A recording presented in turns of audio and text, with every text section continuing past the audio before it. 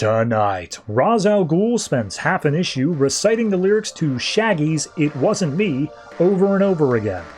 Batman Superman finally reveals Superman's nemesis, and it's okay, I guess. And I've only ever read one comic that opens with Hitler sitting on a toilet, and frankly, that's one too many. All that and more tonight on the Not-So-New 52.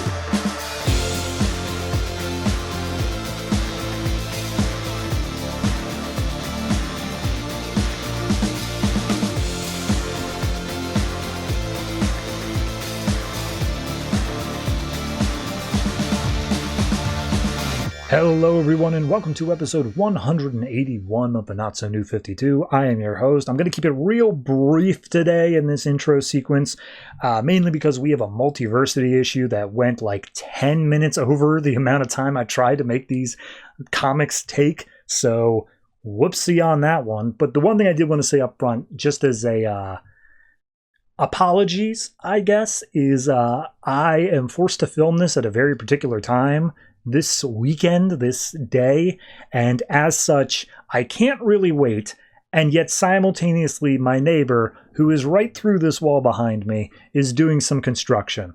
I'm trying to work around that, but if you happen to hear it, or you see a strange cut, or hear a strange cut in the audio, just forgive that.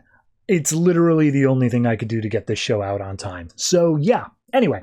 Let's talk about the comics that are coming out. We got 16 coming out this week, and like I said, one of them is Multiversity, so you know it's going to be packed. We have, in no particular order, Batman and Robin, Batgirl, Batwoman, Red Hood and the Outlaws, Batman/Superman, Supergirl, Superman/Wonder Woman, Green Lantern New Guardians, Justice League, Wonder Woman, Teen Titans, Trinity of Sin, our 3 weeklies, which is Batman Eternal, Future's End, and World's End, and as I've said about 4 times now already, Multiversity, Mastermen #1. That's the Nazi one. We're doing the Nazi one. So, yeah, like I said, want to keep this opening pretty brief. Probably do the same for the ending, but hope you enjoyed this week's episode. Let's talk about some Nazis.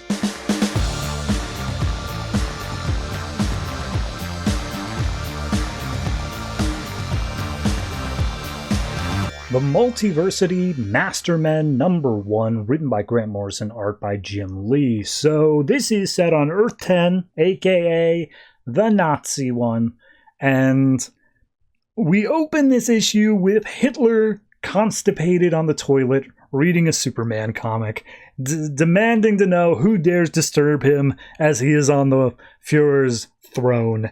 And we see this random guard come up saying, like, oh, I was instructed by Colonel Von Hammer to come to you at once. And, like, he is not okay on this toilet. It's the amphetamines. But regardless, he's being told by this guard, oh, I ran all the way to inform you. This is very important.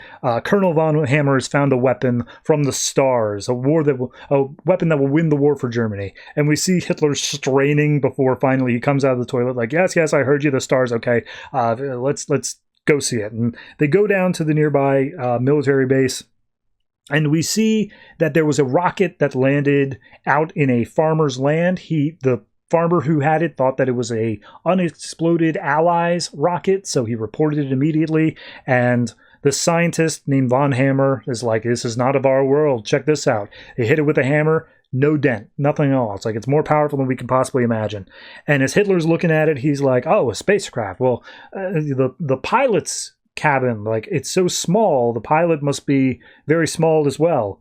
And they're like, yes, in fact, he's right here, and he's very small. And they open up the craft to reveal a tiny little baby inside. And Hitler's like, what the hell is this? And they start shooting it with weapons, with machine guns, and they just bounce right off. And Hitler's immediately like, oh my God. And it's like, yeah, he's able to bend steel with his bare hands. Like, he can take close-range machine gun fire. And Hitler's like, do you realize what this is? This is the Superman, the Overman. Nietzsche was right. Like, this is him, man. And he's like, this is what will win us the war. You are the man of tomorrow, the man of iron, my unstoppable weapon.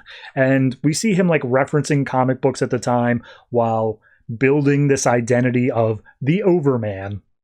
And we see 17 years later, they're marching into the United States and taking it down. So this is now 1956, and Overman is there. They take a whole bunch of American comic books and other books in front of the Lincoln Memorial and just start burning them in a massive fire. They blow the head off the Lincoln Memorial, and watching all this happen is a bearded, white-haired man who tucks some comic books into his jacket, and this is Uncle Sam, and he's like, "Oh, that's the day America fell," and that was the day Uncle Sam died, or so they told us. And we then jump ahead 60 years. Superman is I'm going to keep saying Superman, but Overman. Overman is holding the body of Overgirl as he's having a nightmare of all of his compatriots dead, and you see one of the gentry in the background, a house that is in disrepair. And suddenly he wakes up. It was a nightmare. He's with a woman named Lena, who's like, "Oh, Carl, not again, that same dream." And he's like, "Oh, it was so real. The floorboard's crackling. This is malevolent emptiness." And she's like, it's not so strange, Carl." And it's like, "It's every night. Every night I've been having the same dream."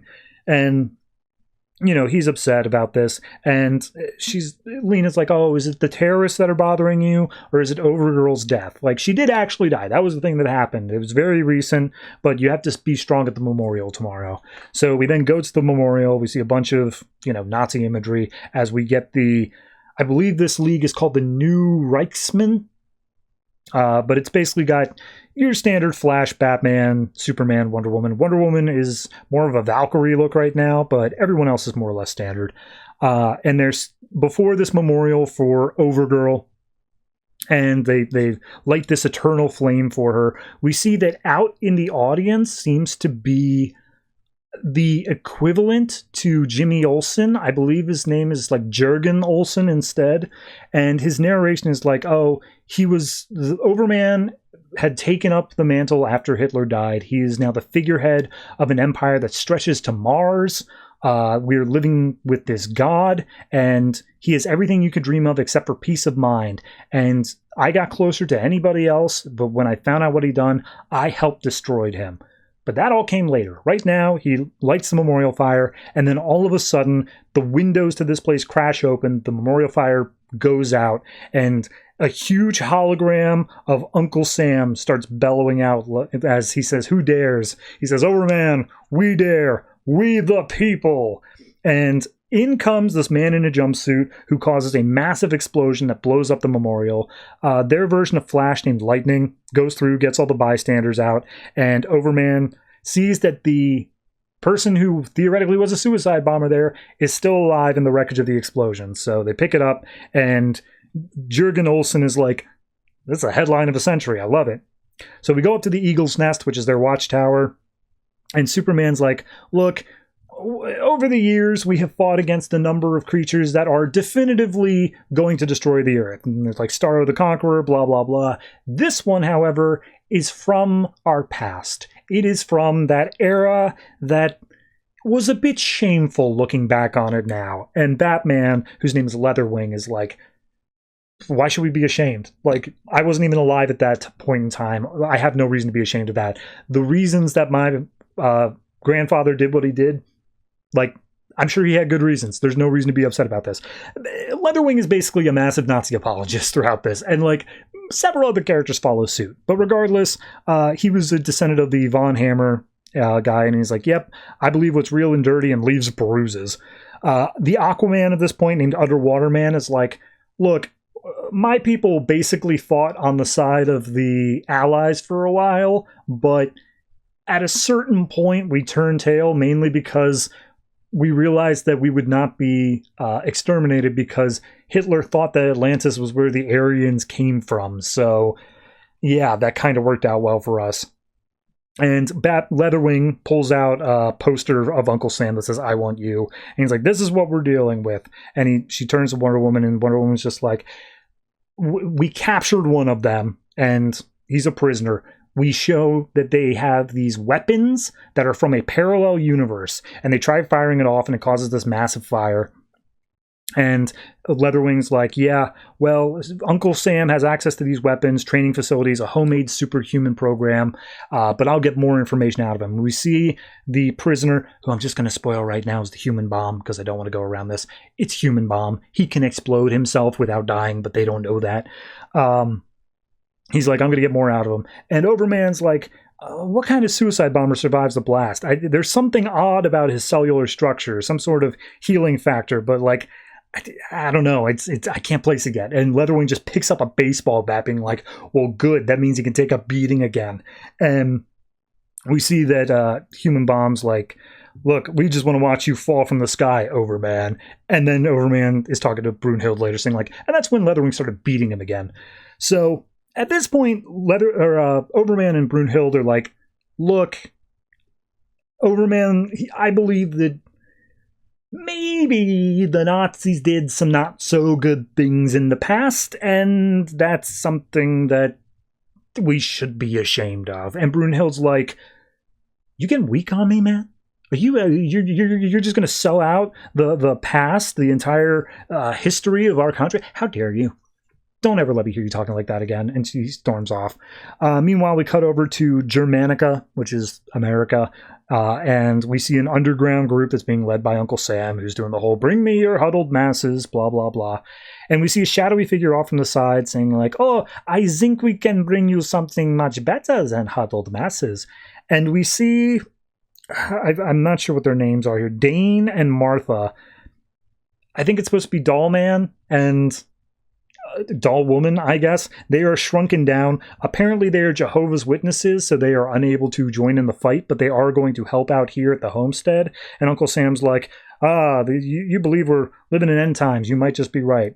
And we see stepping out from the shadows, who has the German accent, is Dr. Savannah of this world. He is giving these weapons to Uncle Sam and his freedom fighters to disrupt things, to cause some chaos. But Uncle Sam's like, look, you've been mighty behind the cause, but why should we trust a Nazi like you? Like, this is a little bit much. And he's just like, oh, it is doctor, please. And I survived. I've given powers to people who survived the Nazi purges of the 50s and 60s. And he says, Jews, Jehovah's Witnesses, African Americans, that sort of thing. And now they have superpowers. And so Uncle Sam now has a new batch of freedom fighters, which consists of the Ray, Phantom Girl, Doll Man and Woman, and one last one that I'm not actually sure who he is.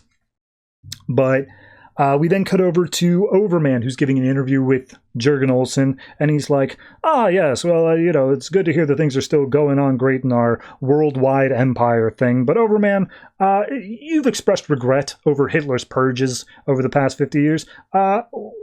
What's the regret? And we get one glimpse back to Superman. Apparently he was gone for like 3 years out in space doing something. And when he came back, he arrives to a mountain of dead bodies that he's like, what did you do? So he doesn't say that out loud, but he pictures it at least. And Jurgen is then like, oh, and are there any rumors for New Beirut as the obvious next target? And it's like, look, we've got one of the terrorists in custody. That's a big deal, but like nothing has changed. Everything is business as normal. So they end the interview. Jurgen gets a invite to the Ring Cycle, which I think is a opera that the Nazi Germany loved. And we see that Jurgen's like, oh, a personal invite. Revenge is sweet. So Lena's talking to Overman at this point, and she's basically saying like, hey, you gave me this bottle that keeps me ageless, but it's almost out. When are you going to get me more? And he's like, honey, it came from my dead planet. There's none left. Like, I can't get you anymore. You've been using it for 25 years. And she's like, no, I've got to remain ageless. Look at you. You're an alien from outer space. You're going to die, or all of us are going to die, and you're going to remain perfect forever. You can't even, I'm just like a shadow to you. You're nothing. And he's just like, look, I'm sorry, Lena. It's not like that, but I'm sorry you see it that way. So as they're walking out to go to the Ring Cycle, Overman looks up at the Eagle's Nest to see what's going on using supervision. Meanwhile, Leatherwing and Underwater Man are like, I think we have a traitor in our midst. And Underwater Man's like, what? Who are you thinking? And it's like, I don't know. It's just, Overman claims he didn't see anything unusual with the physiology of our bomb guy. But like, clearly there's something crazy about his physiology. And the terrorists know too much. Like, there's something going on here. And then all of a sudden, Eagle's Nest, big explosion in there. And Human Bomb comes out and he's like, every time you hit me with a baseball bat, I was able to absorb that energy. I didn't feel any of it, Leatherwing, and now I'm about to give it all back to you. I am the explosion. And he explodes, taking out a huge chunk of the side of the eagle's nest. So back down in Metropolis, there's the ring cycle going on, the opera, and Jurgen claims, I saw him tense before it even happened. You can feel his muscles tensing with how strong they are. It's if he knew what would happen next. And then all of a sudden, all the lights go out, and the voice of Uncle Sam starts playing. And by the way, everyone speaks in German. English is banned, but Uncle Sam is speaking English. So all of a sudden, a huge hologram of him appears in front of all these people. He's like, oh, we're calling out your corrupt world. We will keep on striking at you until you fall. And we see Overman charges at the hologram of Uncle Sam. He goes right through him, straight out through the roof. And Uncle Sam's like, we will win because we have one thing you don't, Overman, something to believe in. And we see Overman keeps going. He doesn't stay at the opera. He keeps going up to the sky because the eagle's nest is literally falling out of the sky. And Uncle Sam says, we want you to pay for your crimes. And as Overman is trying to stop the eagle's nest from falling, Jurgen Olsen's narration says, for 98 years old, his strength failing under the weight of the eagle's nest as it hit the atmosphere, he must have known where it would fall, Metropolis. And we see the eagle's nest crashes into Metropolis, leaving massive devastation, so many people dead. And as Overman crawls out of the wreckage, the narration says he only wanted an end to his guilt. He wanted an end to his loveless relationship, an end to this self-satisfied 1,000-year empire. That day was only the beginning. So it seemingly implies that Overman was a traitor and he was purposely trying to put an end to the Nazi Empire and was giving information to them. But the cost of all this, he had become this destroyer of life that he resented the Nazis for anyway. So it's got a deeper meaning to it. I will say that it by far and away felt like the lightest issue. Everything else felt like another 10 pages. Where this one feels like there could have been more and it just wasn't. It also feels like it is, in terms of the Multiversity overarching arc that's going on, this is by far and away the strangest place after the guidebook. It seems like they were going on a building of more involved over time. The fact that this is happening so late kind of leads me to believe that Jim Lee couldn't meet some deadlines and this was supposed to go much earlier on in the process, but I have nothing to back that up. So overall, great story, fantastic. It really does come into play of the morals that Superman embodies no matter where you go in the multiverse, but also the fact that he is a byproduct of the society he was raised in, so there is kind of this push and pull of what happens when Superman is raised in a place that is objectively evil, and the kind of battle that he is to come to within himself. So overall, I like it. I think it's a solidly well done thing. I think the art is also great. So I'm going to say this is a solid 8.5 for me. Really, really good.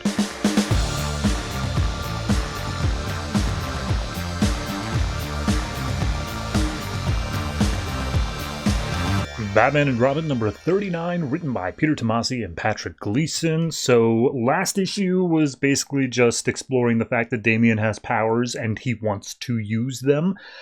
This issue picks up with a bunch of villains doing their villainous stuff. So Penguin's yelling at some goons, Croc is attacking some people down in his sewers.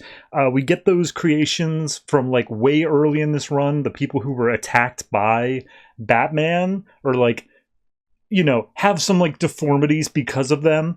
All of them are doing villainous stuff, and they're all grabbed by a swoosh of red and green. And they're brought into a dark room with just a single light bulb. And as they're looking around, they're like, what's going on? Where are we? What's happening? Croc ends up shattering the light bulb so everything goes dark. And it's just okay, clearly this must be Batman. And the voice in the dark is I came here to talk. And it's wait, that's not Batman. That doesn't sound anything like him. And Croc sniffs out, oh, that's Robin. It smells like Robin. So Batman's going to be right in the shadows behind him. And Robin lights up a flare, just be nope, it's just me and all of you. And Croc's okay, cool. I'm going to kill you then, because this is super easy for me. And so he just picks up Croc and is like, starts tossing him around.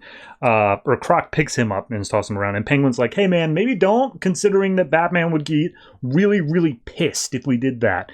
And when Robin's finally like, oh, you want to kill me? What do you know about death? And he punches Croc in the face and knocks him out.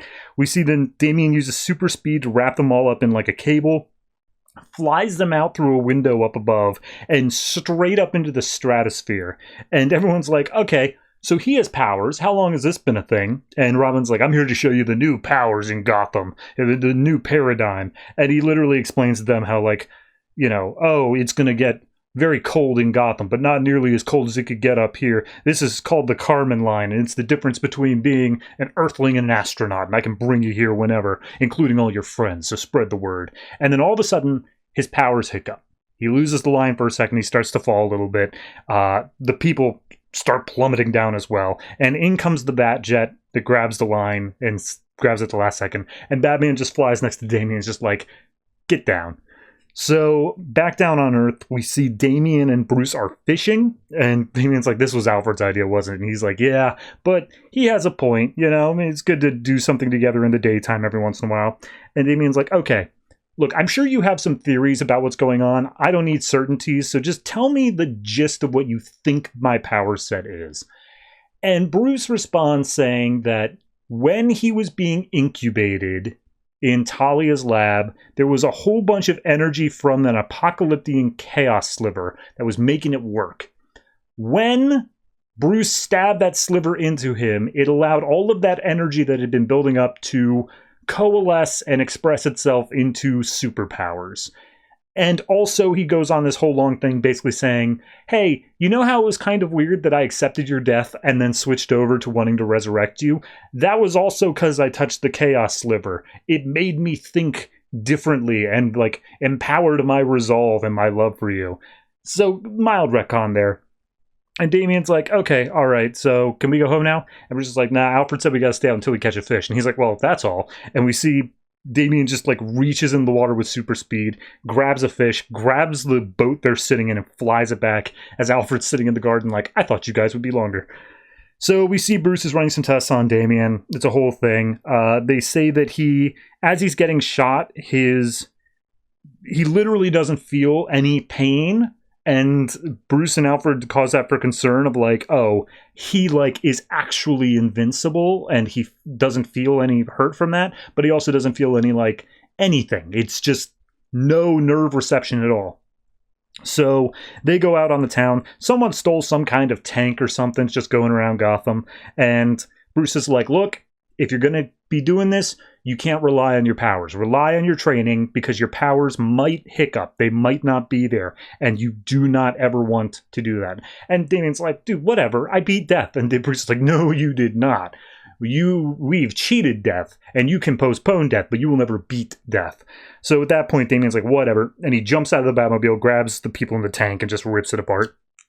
So as he's putting the people down, Damian like just starts hitting his head against the tank. He's like, hey, seriously, don't worry about me. Look, I don't feel anything, as he's like bashing his head into this tank. And Bruce is like, yeah, that's not a good thing, man. But then all of a sudden he gets a call from Justice League. He's just like, look, you stay here, you deal with them. I'm gonna take care of this. I'll be right back.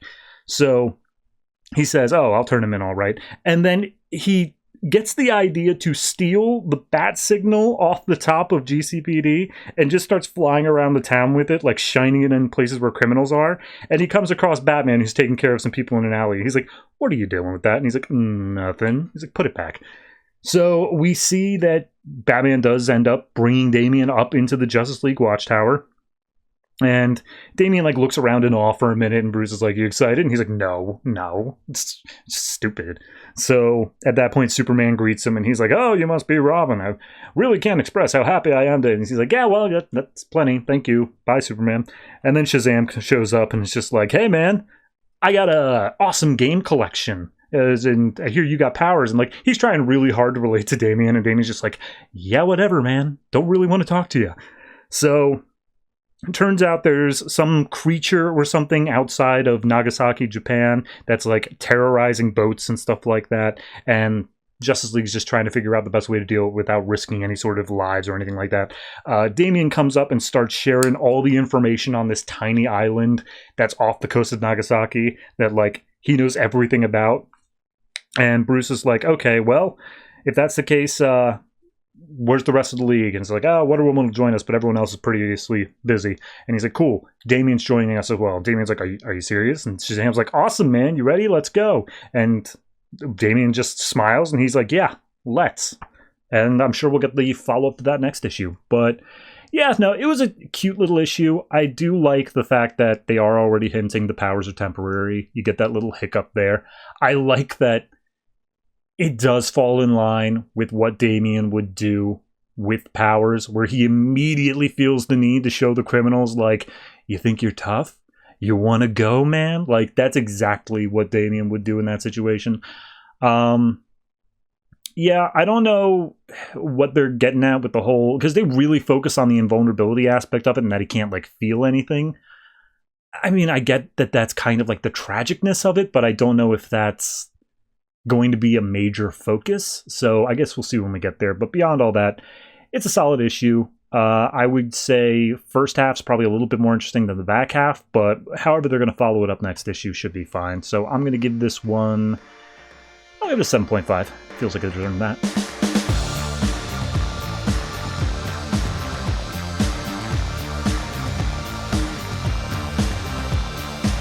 Batgirl number 39, written by Brendan Fletcher and Cameron Stewart, art by Babs Tarr, and apparently also Cameron Stewart. So last issue, whole villain thing happened, and then Batgirl basically got blamed for a whole lot of property destruction, and the city of Burnside is not happy with her. So we open up this issue with her running on rooftops, seemingly outrunning some sort of villainous gang. She's throwing down smoke bombs and whatever. And then we see the villainous gang is actually just regular people being led seemingly by, like, a housewife holding a rolling pin, and they're going after Batgirl, and they're like, oh, this is for my family. And she's just like, what? I'm trying to help you. Why are you guys so against me? And she's leaping across rooftops, and they're jumping after her. One of them almost falls and begs to be helped out. She helps him up, and then immediately he goes to tackle her. So she throws him into a drying sheet and then ties him up, and it's just like, seriously, what did I do to deserve all this? So we see she calls over to Kadir, her little tech guy, and just like, hey, I need some more equipment, can you help me out? And he's like, yeah, but this should probably be the last time, because, like, you are kind of putting everyone in danger that you run in contact with, and I don't really want to do that. And she's like, look, I get that, but look, I got a call from someone who sounded exactly like me. Do you think that all of those wild shots of the guy who was acting like Batgirl were actually all him? And it's just like, what, you think there's another fake Batgirl? And she's like, no, do you think I might have been in those pictures after all? And so we see that she's repeatedly getting calls from Liam, her new beau from the GCPD, and she's ignoring all of them. When she gets back to her apartment, she meets up with her computer coder friend. They're all pulling an all-nighter trying to help out with the Hook network that's going on. And she's like, yeah, sure, whatever. Hey, can I talk to you for a minute, though? And she takes her friend to the other room, just being like, hey, have I seemed weird to you recently, like different from myself? And she's like, well, you've always been weird, but no, not really any different. But, you and your friend Dinah having that little falling out was kind of a thing. And then all of a sudden one of the guys comes in the room being like, hey, our website's been hacked. And they check out what's on the homepage, and it basically says, catch Batgirl and you can win $20 million. Use any force necessary. And she's like, okay, the hacker one's just like, okay, well, this is clearly not appropriate. This is not cool, but, like, I don't know if we're going to be able to fix this before startup date. And then we cut over to Barbara, and it's just like, uh-oh, I just got a text from my thesis doctor guy who says he needs to have a meeting with me about something very important. So we cut to the meeting, and basically he's chewing her out like, look, you had a really cool thing with your mind map. I don't know what happened to that, but this new thing you put forward, it's okay, but it kind of sucks. Did you sell off the rights to your mind map? And she's like, no, never. I would never sell off the rights. And he's like, okay, but, like, I'm in here and stuff, so just get this figured out. We see she then goes and talks to her one friend who's also in the thing, Nadima. And Nadima's listening, but she's like, hey, what about your one friend, the singer lady? And that's when Jeremy comes in and he's like, oh yeah, she's super hot. What do you say, Barbara? And Barbara's just like, yeah, not your type, man. So at that point, we see they manage to figure out that she's going to be performing at the launch party for Hook. And so they go down to the stage where she's rehearsing, and Barbara comes up and she's like, Dinah, hey, I really need to talk to you. So Dinah comes over and she's like, look, I messed up. I'm sorry. This is all my fault, but something's going on I can't explain, and I am terrified of it, and I really need your help, and I really miss being your friend. And Dinah's like, she gets called over by a stage manager, and she's like, I can't do that right now, but you can handle this. I know you can. Go get them. So she goes back to rehearsing. We then see Batgirl super pissed off at that. She pulls out her phone later on that night, goes to delete Black Canary's contact, and then also gets another call from Liam, which she ignores. And as she sees some graffiti artists down on the street crossing out a Batgirl graffiti, she hears a cry for help, a woman getting mugged. So she jumps into the battle, starts throwing punches, and then the woman's just like, thank you, Batgirl. You just made us stinky, filthy rich. So they're all working together. They start beating up Batgirl. And then in comes Black Canary, who's like, all right, you guys want your prize? Bring it. So they start fighting in tandem. And Batgirl's happy that the birds of prey are back. She's like, not quite. We got practice tomorrow. So early in the morning, they meet up on the rooftop. They start sparring with bow staffs. And Black Canary basically chews her out, basically saying, you've started slipping. Old Batgirl never would have cared about being a celebrity, was never so hooked into her phone. Like, you haven't been practicing enough.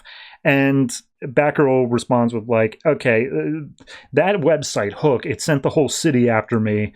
And I think that someone, whoever's been hacking into it, they know me intimately. And I think it might actually be me.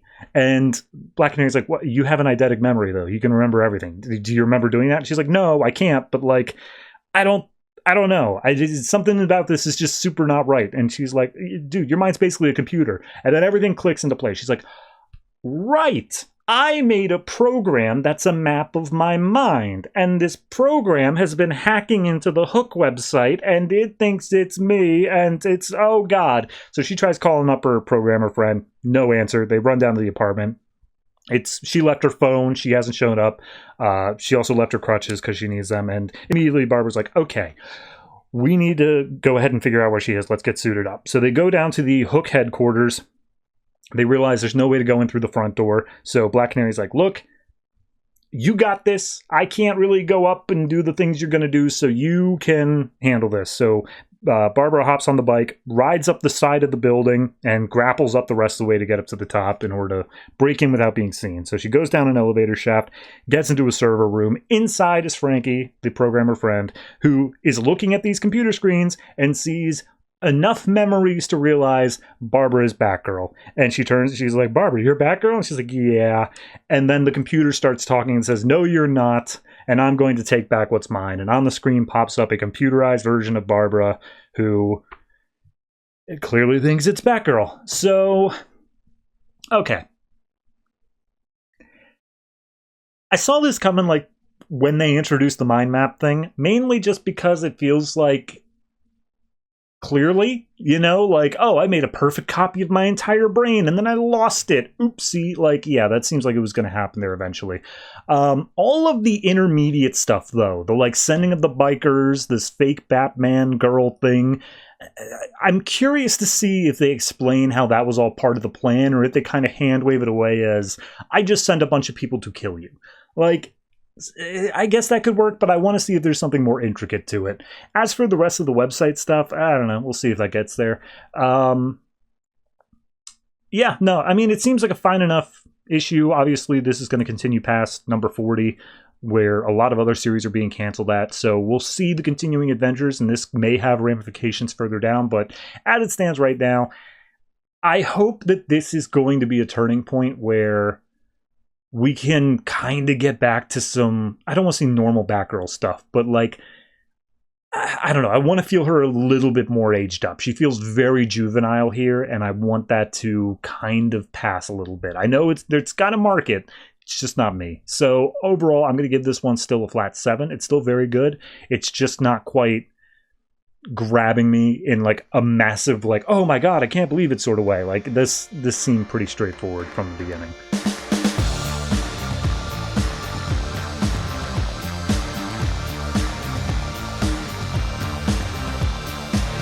Batwoman number 39, written by Marc Andreyko, art by Jeanty. So, last issue, Amnesiac Clayface is staying with Ragman. Morgan Le Fay is back and is doing some stuff with Etrigan. He's a good guy, though. And then Beth, a.k.a. Red Alice, a.k.a. the sister of Kate, showed up at her apartment. And we pick up there with her being like, don't worry, I'm not here to kill you. And she's like, great. What are you doing here? And so they hug, they embrace, and out comes Nocturna, who, what's her real name? Natalia, I think. And they basically just all sit down and just catch up. Kate wonders why she hasn't heard anything about her, having a breakthrough, being okay to leave therapy and whatnot, or even anything from her dad at all. And Alice just puts it off as like, they needed to be off the grid for a while. And she's like, fair enough. So Alice asks about, hey, what happened to your cop girlfriend who's new lady here? And she's like, yeah, that ended badly, don't really want to talk about it.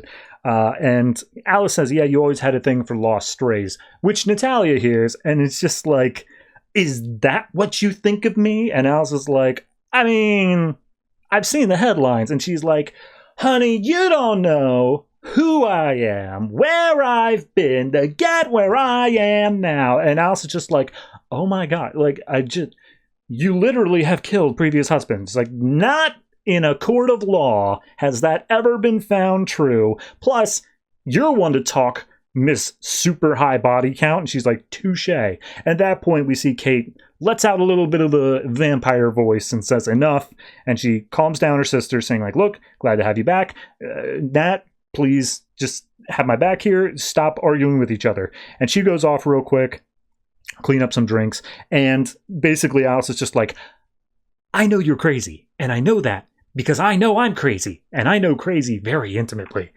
So we go over to Clayface and Ragman very quickly. Clayface looks up his entire history on Wikipedia, and he's like, oh my god, I'm a monster. Why? Oh, gee, I should be in prison. And Ragman's like, hey man, it's cool. That was you then. This is you now. You can make a change. And he's like, no, oh my god, this is, oh, Jesus. And as Ragman reaches out to touch him, and this is his human form, mind you, I don't know his name, his hand kind of burns a little bit on Clayface. And he's like, see?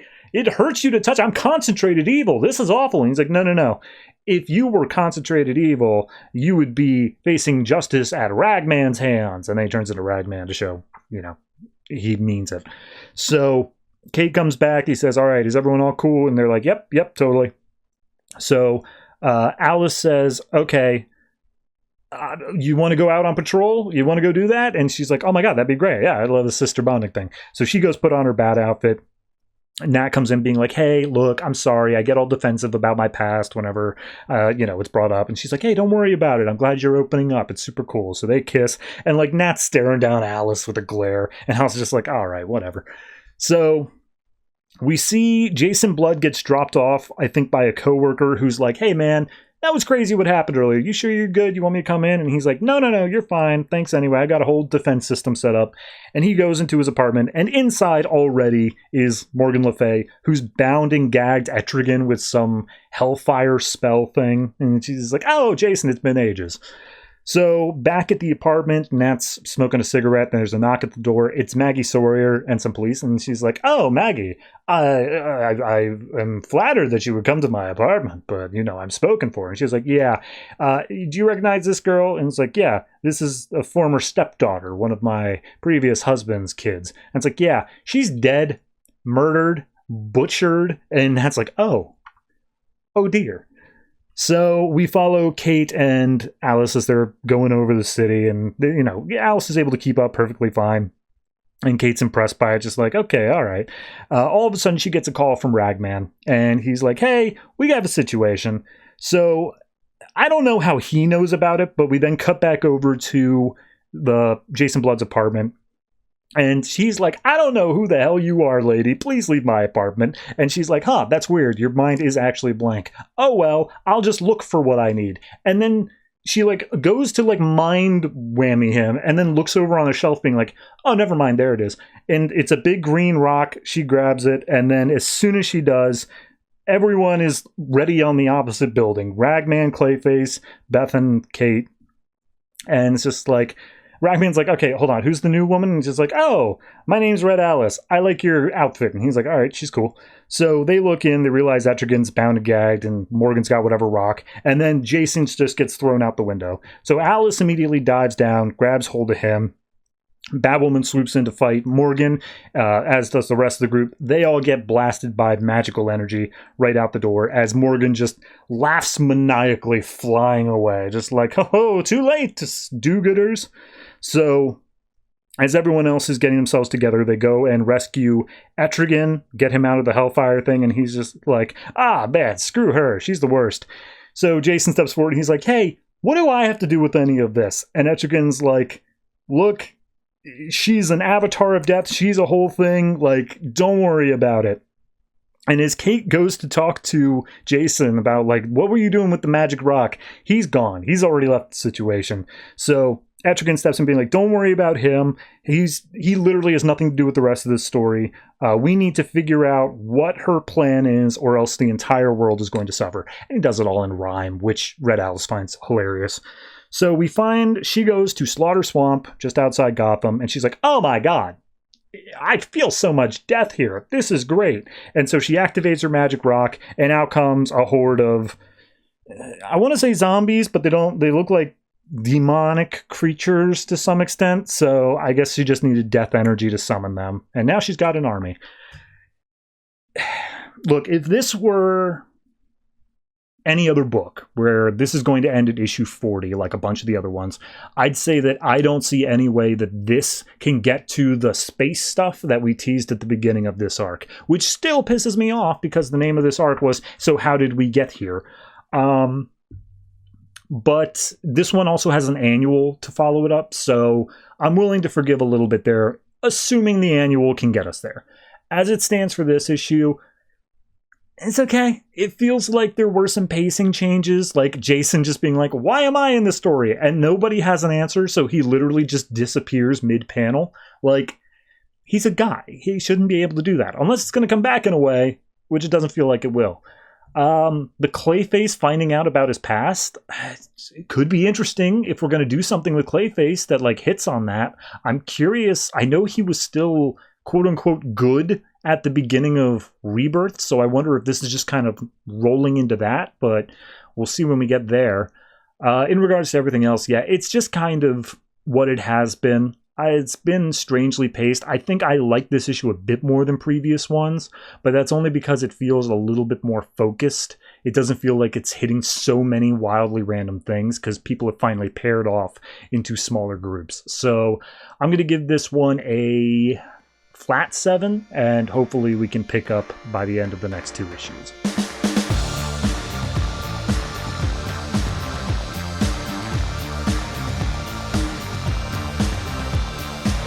Red Hood and the Outlaws, number 39, written by Scott Lobdell, art by Tom Derenick. So last issue, Crux ended up being someone who's going to help them, and then also Starfire, who was tied up in a jungle, got greeted by her sister Blackfire. So this issue picks up, I guess, fixing a plot thing from 2 issues ago where Jason tried super venom steroids, and I guess this whole time he's been craving for it, despite the fact we never saw that, and he also had a massive hoard of it. So as he's been wanting this, he's ends up flying over the Atlantic Ocean, and he just drops it off in the ocean. And Roy's like, I'm proud of you, buddy. That means a lot. And it's like, okay, I guess that was a plot. So they bro out for a little bit. Roy asks, like, oh, are we going to hug? And he's like, nah, no way in hell. So they all get back up to the driver's seat as Crux is taking them to wherever he thinks Starfire is. Meanwhile, out in the Brazilian rainforest, Blackfire is holding this weapon to Starfire's throat and just like, oh, I would have felt terrible if I couldn't kill you myself after your recent actions. And Starfire's like, what? What are you doing on Earth? And she's like, it's a long story. And then she tackles Starfire to the ground and tells her to be quiet as this alien surveying ship goes overhead, which Starfire recognizes the aliens as a Citadel patrol, and just like, oh, little sister, rest up, everything will be fine, as Starfire passes out. What? Look, it kind of makes sense in a minute, but like, why in the hell did Blackfire open with the I'll kill you myself stuff, and then immediately turn to like the, oh, hush now, child, go to sleep, you need it. So, Crux lands out in the... Oh, and by the way, Blackfire is here apparently because she needs Starfire's help. So, Crux lands the ship out on the edge of the Brazilian rainforest, and he's like, so where's Starfire? Or Jason says that, and Crux is like, I told you I'd get you approximately close. And approximately in this case is within 2.7 million square miles as they look over the entire Brazilian rainforest, which I'm going to go ahead and call back to the last issue where he literally said the words within a quarter mile. So, poo on you, sir. Anyway, some missile shows and blows them up. Crux transforms into his demon bat form thing, gets Roy out of the mess. We see he gets zapped as well, and Jason's nowhere to be seen. And it turns out the person who fired all these rockets and whatnot is Rose Wilson. And she knows, she's like, all right, where are you, Jason? Let me see like a scorched helmet or something. And then she realizes, oh, wait, he's right behind me, isn't he? Which he is. So they get into a little bit of a fight. It turns out that the last time they saw each other, they were banging. So Jason's like, hey, how's it going? And she's like, oh, man, don't worry about it. Like, I was thinking about getting a tattoo with your name on it. And, like, they're clearly flirting with each other, but for some reason, Rose is trying to kill him. And eventually we see he pulls out a gun to her head while she's only got a knife. So he's got the upper hand, and I guess that means we're done. Cut over to Blackfire and Starfire. Blackfire's apologizing for not always being there for her, and she feels bad for not keeping her sister safe. And then she wakes up, and she's like, oh, the Citadel's here. We need to find them and kill them. Blackfire's like, oh, don't worry about them right now. You need your strength. And, like, they hug and embrace, and they have, like, a very sisterly moment. And then all of a sudden, Blackfire starts shaking her, just being like, tell me what you were doing with those drugs. And Starfire's literally like, I learned that the person who was tormenting me so bad, like who caused my torture, was on Earth. He didn't have the ability to get to Earth without the black trade market of drugs and such helping him. So therefore, I decided to get ingratiated with that market to work my way up and find to the top of the upper echelon. So her plan was to get hooked on drugs, to meet the kingpin, to then kill the kingpin. Gotta say, stupid plan. But regardless, Blackfire's like, hey, don't worry about it. I got technology to flush the drugs from your system. We're just gonna ignore that plot ever happened. And she's just like, yeah, that was kind of dumb of me. Anyway, thanks, sister. So we then see Rose, along with the rest of the Red Hood crew, are making their way through the thing. And basically, she's just tagging along. She was hired to kill them, but I guess now she's just not. And as they are going through the rainforest, Rose says that she has been tracking Starfire for the past week, and then Starfire just shows up and says, oh, you want to fight? Let's go. And so they charge at each other, and Red Hood's like, I give it 3 seconds, to which then Rose immediately gets thrown into a tree. Starfire goes and embraces Roy. They kiss as Red Hood's just like, wow, you got your ass handed to you. And she's like, don't ever mention this again. And then Starfire and Roy are like, Starfire's like, I'm so sorry I hurt you. And he's like, don't worry about it. We will literally never bring up this conversation ever again. I will never, ever care. So at that point, the entire 6 issues that we have been dealing with, all of this crap, is gone. And now the focus is Crux is peering through the trees, and he comes across a giant citadel base in the middle of the rainforest where all of these aliens are setting up shop with a whole bunch of like armadas. And they look around and they're like, well, at least things can't get any worse, as standing behind them is Hellspawn. I hate this book. I hate this book so much. Okay, look, it's been a crappy arc to begin with. The fact that they're just like bringing up and setting stuff down so constantly, like so just like, oh man, I tried this new wonder drug and then like I forgot about it for 2 issues, but now I've been addicted all this time. It's like, okay, yeah, sure, I guess. And then you just take this entire drug arc and say, oh, actually, she was trying to find the kingpin of all these drugs, but her plan failed miserably, so we're just gonna get rid of the consequences for that. No worries, it's done. Sure, whatever. By the way, Blackfire's not here either in this final page. I don't know where she's at, but she said that she needed Corey's help with something, and that's literally the last we get of it. So, yeah, it's just poor. Like, there's some things can be attributed to the fact of you only have one more issue. Maybe you didn't know that was coming and you have to adjust storylines and drop things because of it. I understand that. But this is next level of just shoddy workmanship, top to bottom.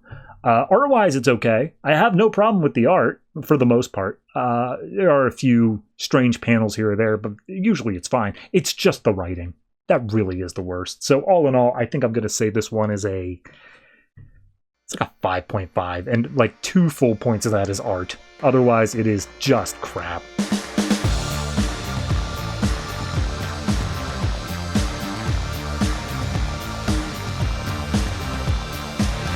Batman Superman number 19, written by Greg Pak, art by Ardian, Syaf. So last issue, we got the whole big reveal that these bullets that were killing people were actually tiny Kandorians, and we realized that Kandor might be at the bottom of the ocean or something like that. So we then get a breakdown of what was Kandor?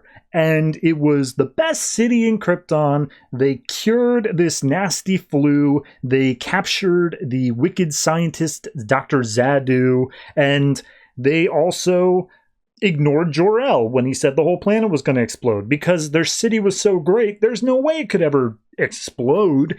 And then, the planet exploded. But even then, Brainiac showed up before it exploded and just took Kandor and bottled it up and shrunk it down. And one day, Superman got his hands on it and said, oh, I'm going to shrink them, and then kind of got distracted with other stuff. And then the fortress blew up and Kandor was lost. So that all happened, but then we see the voice of whoever it is who's been taunting Superman, his nemesis. It says, and then I found Kandor, and I sent them out into your world. The yellow sun was giving them powers, and I sent them to destroy everything you love. But you have finally found me, so you will have your answers soon. So behold Kandor, and we see it's just this horrible, war-torn mess. So we see that Superman, Batman, Supergirl, and the Atom, Dr. Palmer, are shrunken down. They're going into Kandor. They see how messed up it is, and it's like, okay, we can get inside. We can shrink down small enough to get in there. But if we go in there, we might have some problems because, we can't do a full-on attack. We don't know the whole situation of what's happening here. So Batman's like, look, Supergirl, you said you had a friend in here. What was her name? It's like, Tali? Okay. Do you trust her? And she's like, yeah, absolutely. It's like, cool. We're going to find Tali, get answers from her as to what's going on, and then we can plan our strategy otherwise. And also Lois is there. I forgot to even mention, because she's basically like, cool, let's do it. And Palmer's like, the conditions in there are for the planet of Krypton. You are human, you would die. And she's like, but Batman's going in. And he's like, yeah, well, that's Batman. So clearly. So he's like, yeah, all right, whatever. You guys, Batman, be careful. And he's like, what about Superman? You gonna tell Superman be careful? It's like, no, he's Superman. So they fly into Kandor. Immediately, Superman is hit by some extra gravity of Krypton, so he starts losing his grip on Batman. They thunk down to the ground. And it's like, okay, we need to ration our energy. Let's take this Slow, we'll walk there, no problem. And we see that there is a whole group of Kandorian soldiers, and it's like, okay, well, that's a problem. They are looking for a fight. We got to find Tali and see what's up. So Supergirl leads over to the part of town where Tali lives, but her door has been broken into. Nobody is left, and it's like, okay, that's a problem. And Batman's noting all the doors that have the Superman symbol on it. They're like, any of those? Do you think they're going to like you? And it's like, they were the crest of the House of L. Like, I don't know, but like, they're all broken into, they're all empty. So at this point, they said, okay, a bunch of people were assembled here. Batman's doing some sleuthing. He's like, but they got transported somewhere to some place. And all of a sudden, Superman steps on, I don't know, I guess a photo album, some sort of high-tech thing, recognizes his genetic fingerprint, and starts showing images of the L family.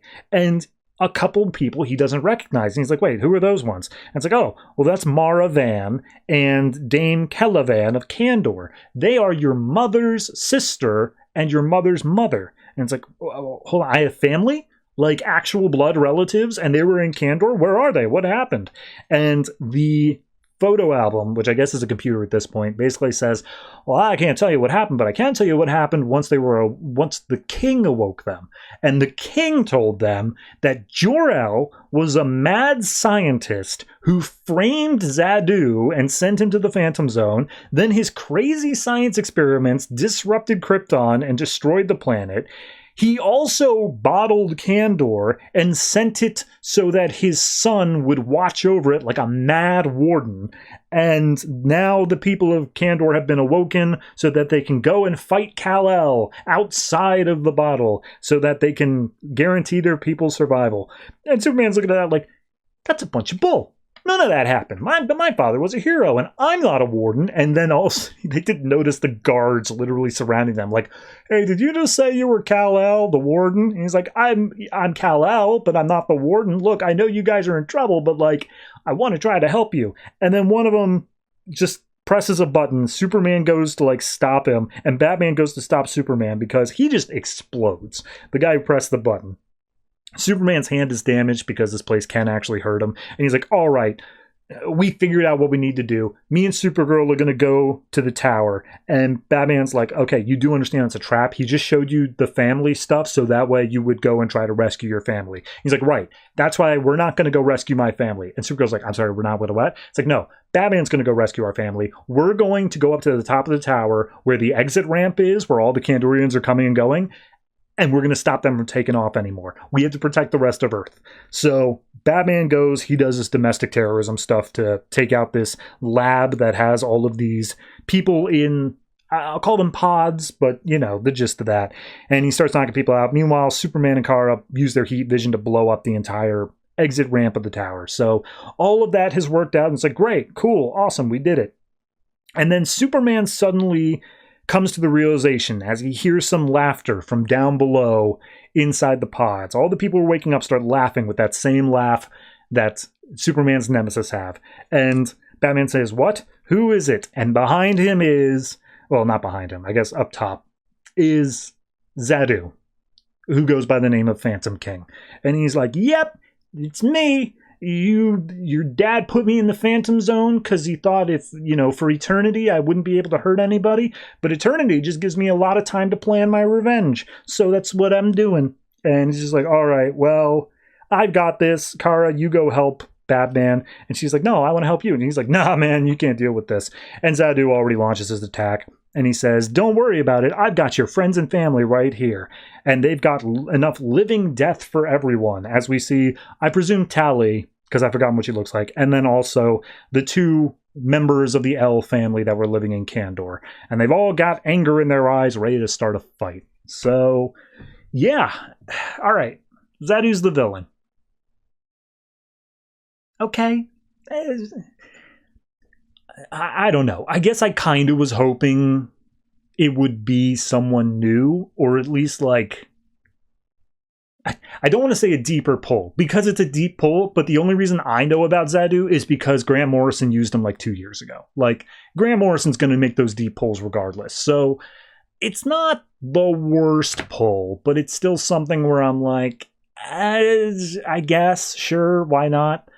Beyond that, I mean, it's an okay enough plan. it sounds reasonable. Kandor got found, and then they launched this whole thing. I follow the plot. I just don't know if it's quite hitting the same highs that the rest of the issues were, where the mystery was still there. You know, a good mystery, the reveal of it should feel not only inevitable, but it should also be just as impressive as the mystery itself. This one, I feel like, as soon as I got the reveal, I'm like, oh, all right, well, I guess. Like, yes, it makes sense, but it doesn't feel as impressive as the rest of the issues to show like how much he was just personally tearing apart Superman's life. So all in all, maybe they'll get something in the next issue that like tells me why Zadu was able to plan so well and like do so much, but I don't know. It feels like a little bit of a letdown there. I'm still going to give it a 7.5. I still think it is a very well done issue. It's just the rest of those issues were so much more above, and I really did enjoy them. So it's just a little bit of a letdown here.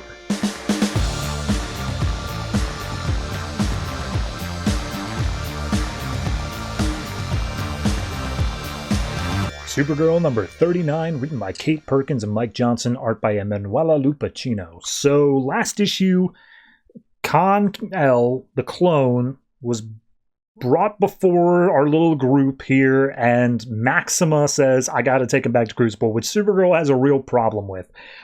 So Maxima basically doubles down and says, like, look, it's my mission to bring the clone in. If you try to stop me, I will stop you. And she's like, why? What does the place want? And specifically Amata, the head mistress or whatever. What do they want with Khan? It doesn't make any sense. And she's like, I don't question that. I'm just doing my job. I'm gonna go ahead and take in the clone. Why are you defending it so hard?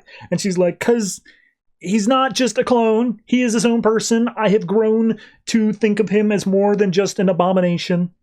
And that's where Khan steps up. He's just like, yeah, hey, look, I get what you're saying. I understand everything going on here, but I'm just going to go. Like, I've been thinking I don't really belong on Earth for a while now. Like, I've been doing a lot of soul searching. I was a monk, you know? I'm going to go with. And Supergirl, she's still yelling at Maxima. She's like, hey, what does the Crucible want with this? Why is she sending you out to do these tasks? Are we students or are we soldiers? And Maxima's like, can't we be both? Student soldiers? Like, that sounds, I like that. And, you know, once Kal-El says that he wants to go, she's like, no, you can't. You belong here. And he's like, no, I don't. Like, look, I'm just going to go. I can take care of myself. Don't worry about it. And Maxima's like, sweet, awesome. I'm going to open up a portal.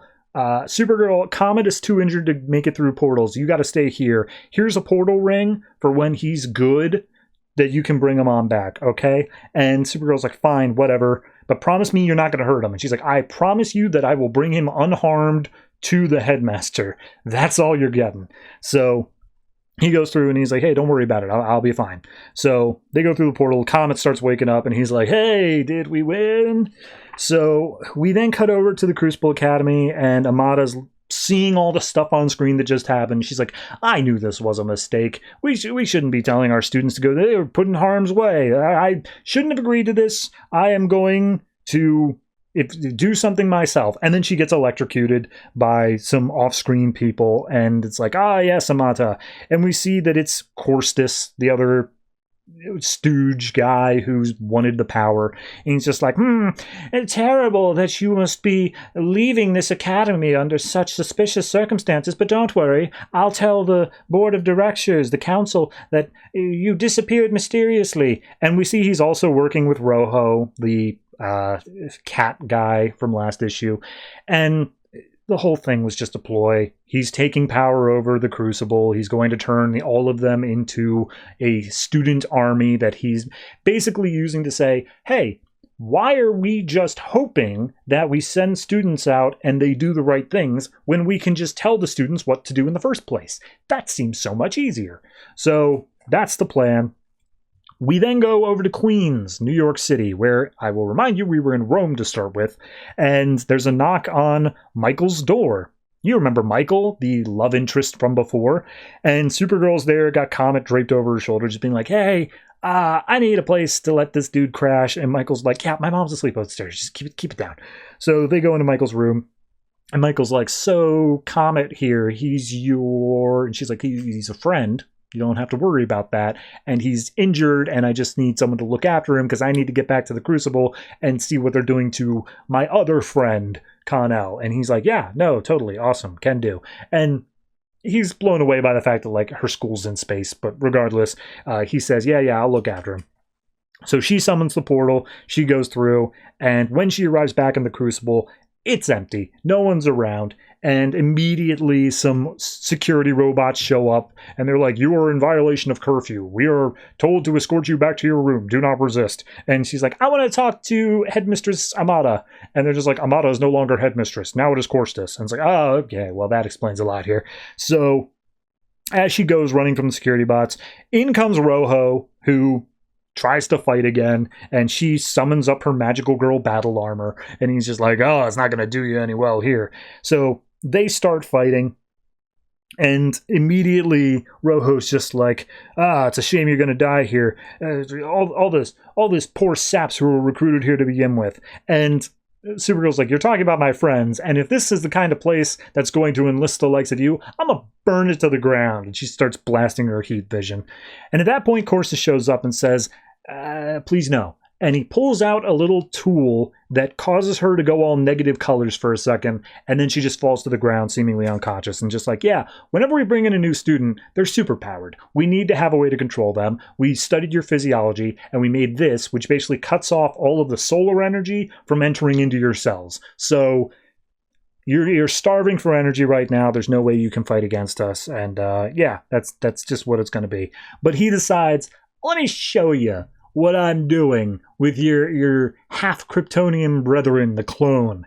And he brings her down into the room, just like, look, we had a whole thing of enlisting students, and don't get me wrong, good middle ground, but like, it's unreliable. They might fail out. They might not be great. So what if we could just make the perfect soldier and then more of the perfect soldier? And so they say, we're going to clone the clone. And that's the whole thing. And also it seems like all the students may be bottled up inside of vats around the room as well. So yeah, they're studying the cloning process via Connell, and then they're going to clone other clones. Yeah, it's exactly what you think it is. Like, I think I said that like 2-3 issues ago where they're like, oh, we need to figure out the clones. Like, yeah, clearly that's what the plan was going to be here. He was making himself a personal army. How many of these villains are just, I'm making myself a personal army? Because it's more than you would think. Beyond that, it's okay. I don't know. This feels like a little bit of a issue to me, just because, like, she's kept on the sidelines the whole time. Like, Connell makes the decision to go through the portal himself, and then we go over to the Michael bit where Comet's just put away for a moment, and then she's just immediately beaten in battle and is taken to go see the clone. Like, at no point here does Supergirl come to any real major decisions on her own. And so it's just kind of okay, well, this is just happening. And the next issue, she'll get to do something. So all in all, it's not a horrible issue. It's just very, I wouldn't even say slow-paced. It's fast-paced, if anything else. Like, it goes by so quickly because nothing is happening. So I'm going to say this is a 6.5 for me, just shy of the 7. Hopefully we can pick up on the last issue, which is next time. But it is a little bit disappointing that this isn't going out on like a real strong note, I don't think. This Crucible arc had some promise, but ultimately it just kind of floundered out for me.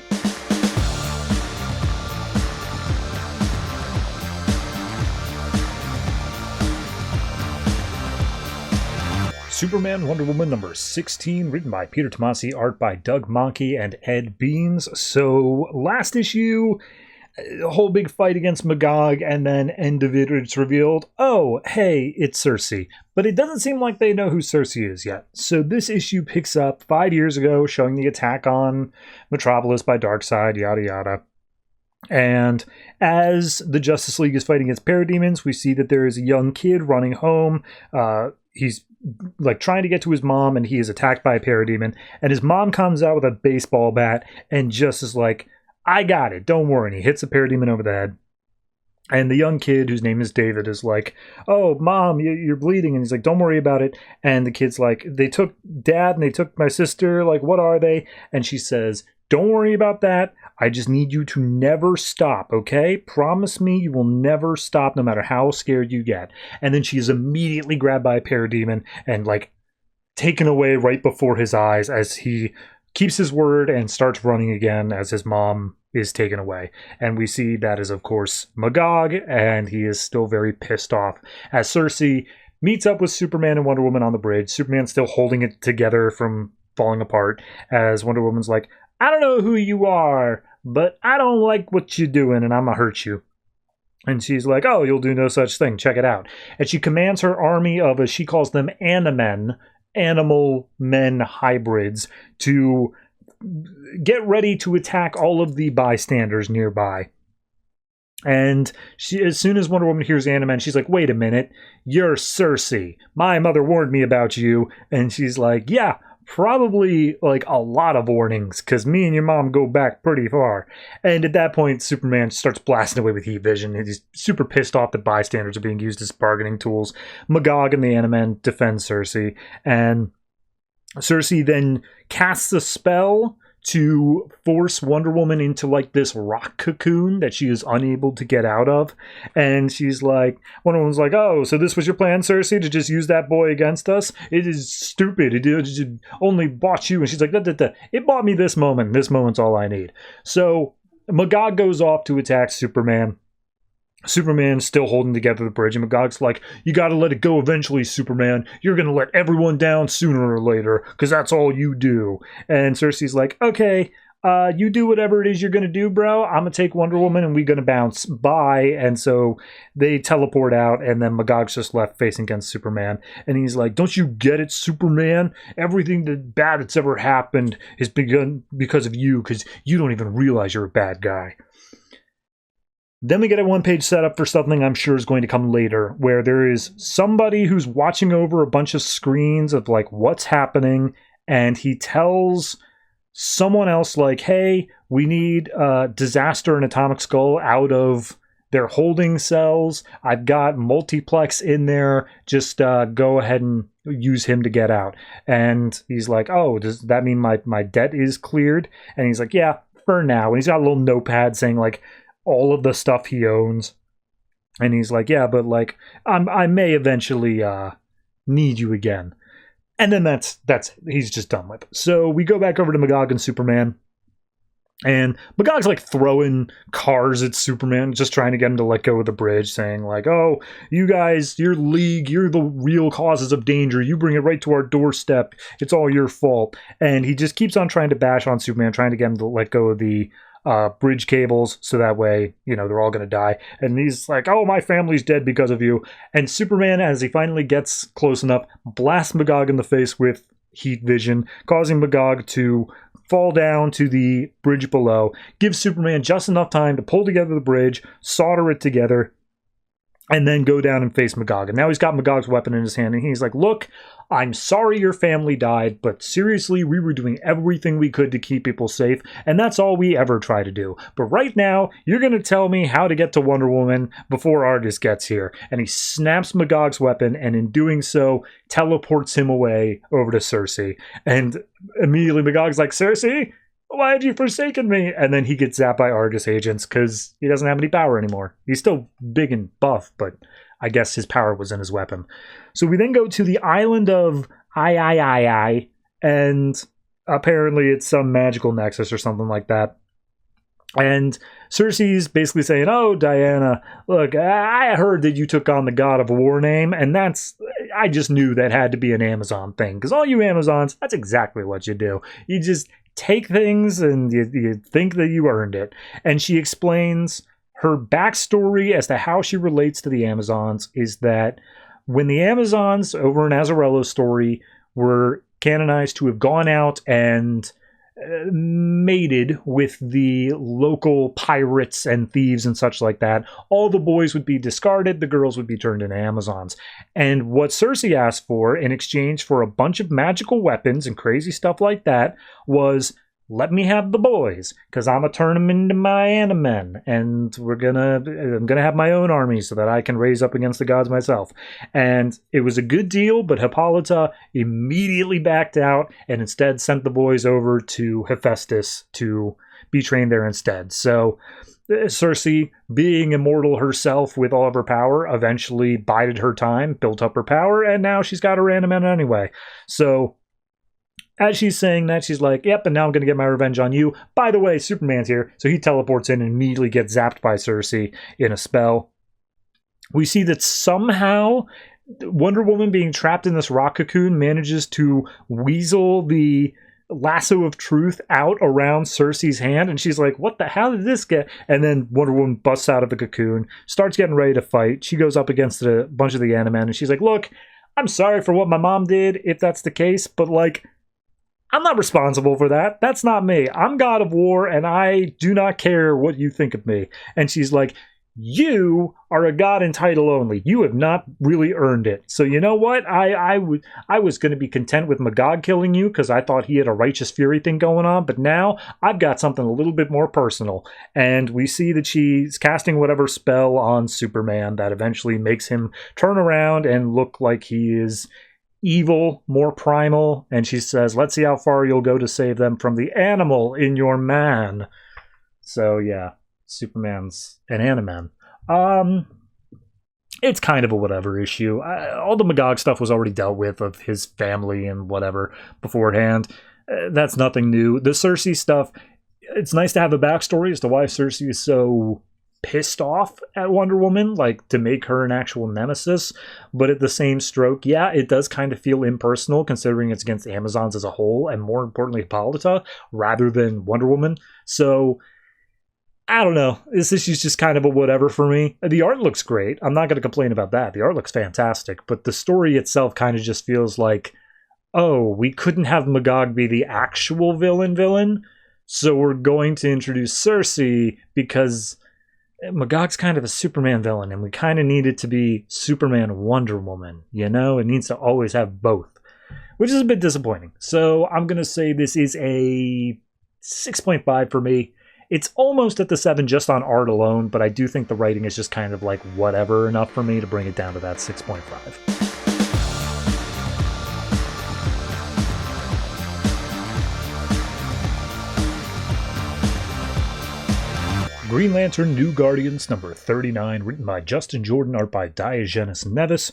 So last issue, he went to a planet, there was a whole thing of death or whatever, and we got reintroduced to Oblivion, who showed up earlier in this run as a piece of Kyle after he went to the Source Wall.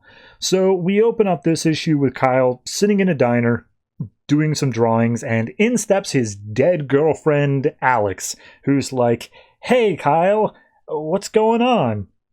And he's, happy to see her. They embrace, they kiss. And as he looks down at her after the kiss, she's dead. She is a corpse. Her head is all twisted and deformed after she got fridged. And she literally says, Kyle, I'm cold. And he freaks out. He's stumbling across. He's like, why did you leave me? Oh, God, I'm dead now because of you.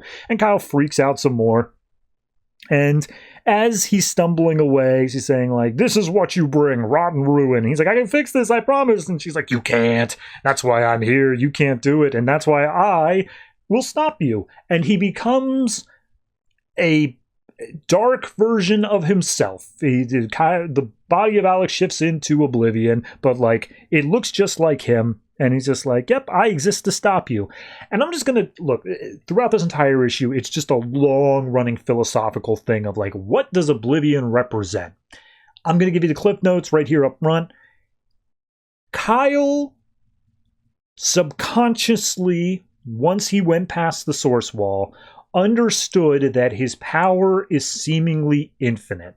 And in doing so, he subconsciously created this being known as Oblivion. This is all according to Oblivion, so this might not be actually factual, but he created this being Oblivion to basically stop him from dominating the universe and turning it all into the way he sees his own will. Basically, that's the gist of it. Now, if anything else comes up, I'll let you know. But he says, yeah, you call me Oblivion, that the universe would be better off without you. So I will erase you from past and future. You will not have existed at all. And for a moment, Kyle's like, I'm glad that you told me exactly what you're planning, because now I'm going to be able to stop you. And he punches him in the face. And then we see that back in the real world, because this is all going on inside his mind, Carol's fighting against these, like, shadow things or whatever that Oblivion's controlling. And he's like, look, you can leave, Carol. You can get out of here. I don't really care. You just got to let me do what's necessary. And she's like, oh, I think you can guess my answer to that. And he's like, yeah, I can. I know your nature, and you can't escape me either. And this planet here is significant. There's a reason that we're here. So she casts up like a shield in order to stop Oblivion, but he starts piercing right through it because he is still technically Kyle in some sense. But we see the woman, the one who was left over from before, shoots him with some sort of electric gun or something. And Carol's like, you should have kept running. She's like, you're welcome. So at that point, the shadows start swirling, and Oblivion's basically like, look, this woman is important. She is the heir to his power. That can't be allowed to happen. And that all happens over in Future Zen tie-in. That was a whole thing there. But he's just like, yeah, you can't see the whole plan, but I can, so I gotta stop it. But then all of a sudden he starts fracturing with light inside him, and the real Kyle bursts out, White Lantern. And Carol catches the woman and says, hey, that was Oblivion. You need to get out of here. Both of you need to go. And it's like, yeah, you really think I'm leaving? Like, didn't you just kill him? And it's like, no. He's going to come back. Like, I can't destroy him. I have an idea, but like, I need you to leave right now. And she's like, I told you I'm not leaving. He's like, I know, but like, I need you. You know what I need you to do here. Just go ahead and do it. And she's like, okay, yeah. So she takes off with the woman inside the bubble. And Oblivion comes back into form, and he's like, very clever. You're trying not to think about what she has to do, thinking that I won't know what she has to do. But here's the thing, I already know. Like, it's doomed to fail. I'm you. That's exactly. And he's like, no, you're not me. He's like, no, okay, I'm not you, but I'm a part of you. I am, and then all that stuff I said at the beginning of, the universe, blah, blah, blah. I am your reflection. And we see them fight for a while, and it's kind of just a philosophical debate of like Kyle saying like, well, if you're a part of me, then you're under my control. And he's like, not quite. I'm something that like you need. You need to be able to control me because you can't control what you will become, And Kyle just keeps on trying to kick him in the face. They do like a whole bunch of big mech buildings, stuff like that. But we do have Oblivion showing him little glimpses of the Future's End story, basically saying like, you are eventually become so blinded by the idea of being the White Lantern that you do end up taking over the universe more or less by getting rid of the things that are not cool with you and making them into your liking. And Kyle's just like, no, that's not going to happen. I won't let that happen. And Oblivion's like, it will. It is absolutely going to, or else I wouldn't be here. That's the whole reason for my existence. So he starts like draining Kyle. He does a whole thing, and it's just like, oh, all that you've done will be undone. I will make sure that you do not exist. There will be nothing. And all of a sudden a voice comes from behind him, and he says, no, there will be hope. And we see it's Saint Walker along with Carol, the woman from before, and a couple of the Guardians, along with some other guy that I don't remember. I think he might have been from the God Killer arc. Maybe? I don't know. Regardless, there's a whole platoon here to help out Kyle. Here's the thing. Last issue was very hesitant on Oblivion showing up because the 2-issue arc he had beforehand, it was weak. It was very for me. And doing some more research into Oblivion after the fact, I realized that I think it kind of had to come into it with the knowledge of what Oblivion was pre-Flashpoint to really appreciate that, because he is essentially the same character. He looks different, but he's essentially the same character. I like this issue now a little bit more, that we do get the full explanation of what Flashpoint, post-Flashpoint version of Oblivion is, and it ties into the whole Source Wall thing. It ties into this idea that he is essentially a godlike figure in a lot of ways, and with that much power, he is subconsciously doing stuff that he doesn't even know about. So I appreciate that. I think it fleshes out the character a little bit more, and it does make Oblivion less of a direct villain than just an antagonist, someone who is opposed to Kyle, but not necessarily wrong in his endeavors. Mind you, he looks evil as hell. He looks like he was created to be Venom, like with the tongue and everything, and like much more bulkier to Kyle's more slimmed down physique. But regardless, it has that sort of tone to it in the writing. So I think it's better than I would have hoped it to be, but I do think that it's going to really determine on the payoff of the next issue as to whether or not I think all of this was worth it. So, because like they literally said, you can't kill Oblivion. So how are they going to deal with him, and how are they going to deal with it in a way that doesn't make it so Kyle's just like, and now I'm going to take over the universe, whether I like it or not. So overall, I am going to give this one a 7. I think it does earn that, but I do think that for these 3 issues of last issue, this issue, next issue, it really is going to come down to next issue as to whether or not this is going to work out. So 7 for now.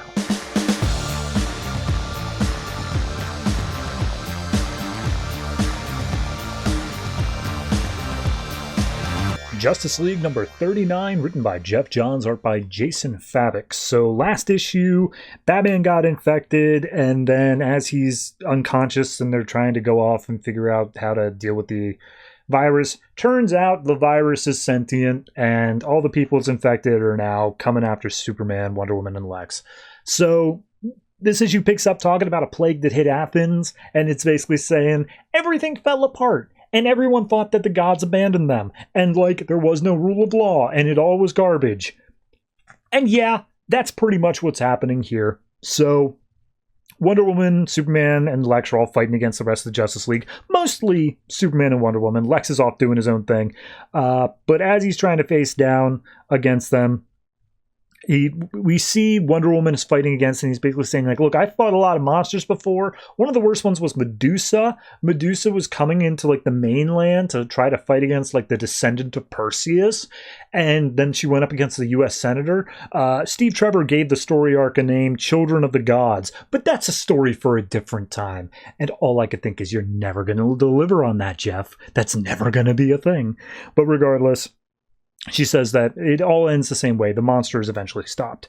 So at that point, Lex points out, hey, the virus is sentient. Yes, I noticed that in the dying days of the original lab rats, they like all started working together, but I thought that was just a quirk. I didn't think they were actually all a hive mind together. So whoopsie. So Flash starts throwing punches against Lex. It does end up cracking his headpiece, but not enough for any of the virus to get in. And Superman basically tries to talk to him. He's just like, look, what do you want? Like, virus, what's the end goal here? And he's like, I don't get your species. You're all different. You're all separate. Like, the infected are all aligned in their goal, and we want to spread and kill the same way that humans do. And the patient zero comes out and he's like, the immune are in my way, but soon you will join us. And he's specifically going after Lex. Like, Lex is the one that he wants here. So we see Lex is blasting him with laser, and then the Amazovirus just turns around, blasts it right back at him. We see Superman still fighting against the Justice League as Wonder Woman calls in and says, look, Lex, you still need a blood sample from Superman, right? And Superman's like, we're still trusting this guy? He's literally the worst. And it's like, he's literally our only option. Do you need the blood sample? Yes. Okay. We will get it for you, but this is literally your last chance. Do I make myself clear? And he's like, absolutely.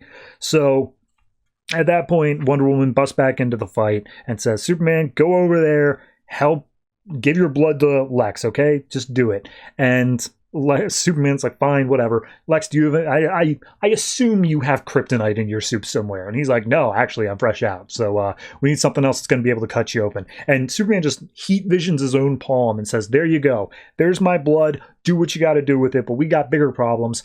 All of the non-Justice League infected are also making their way to us right now. So that's a problem.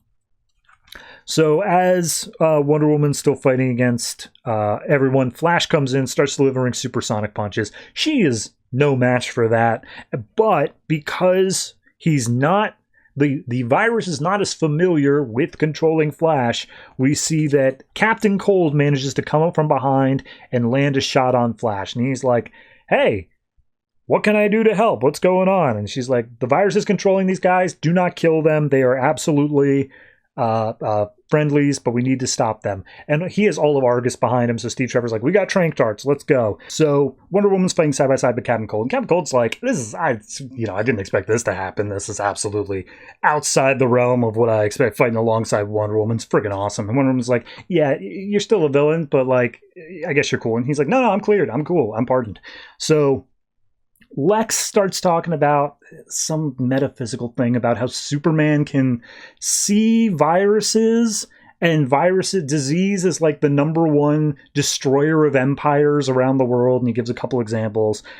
And he's like, Superman, why don't you just like stop all diseases? Like, what are you doing? And he's like, says the man who started this pandemic. He's like, yeah, says the man who's also ending it. So regardless, Superman says, look, how long is it going to take to develop the cure? He's like, develop it minutes. To mass produce it on the scale you're looking for, that's going to take days. Superman's like, we don't really have that if you haven't noticed.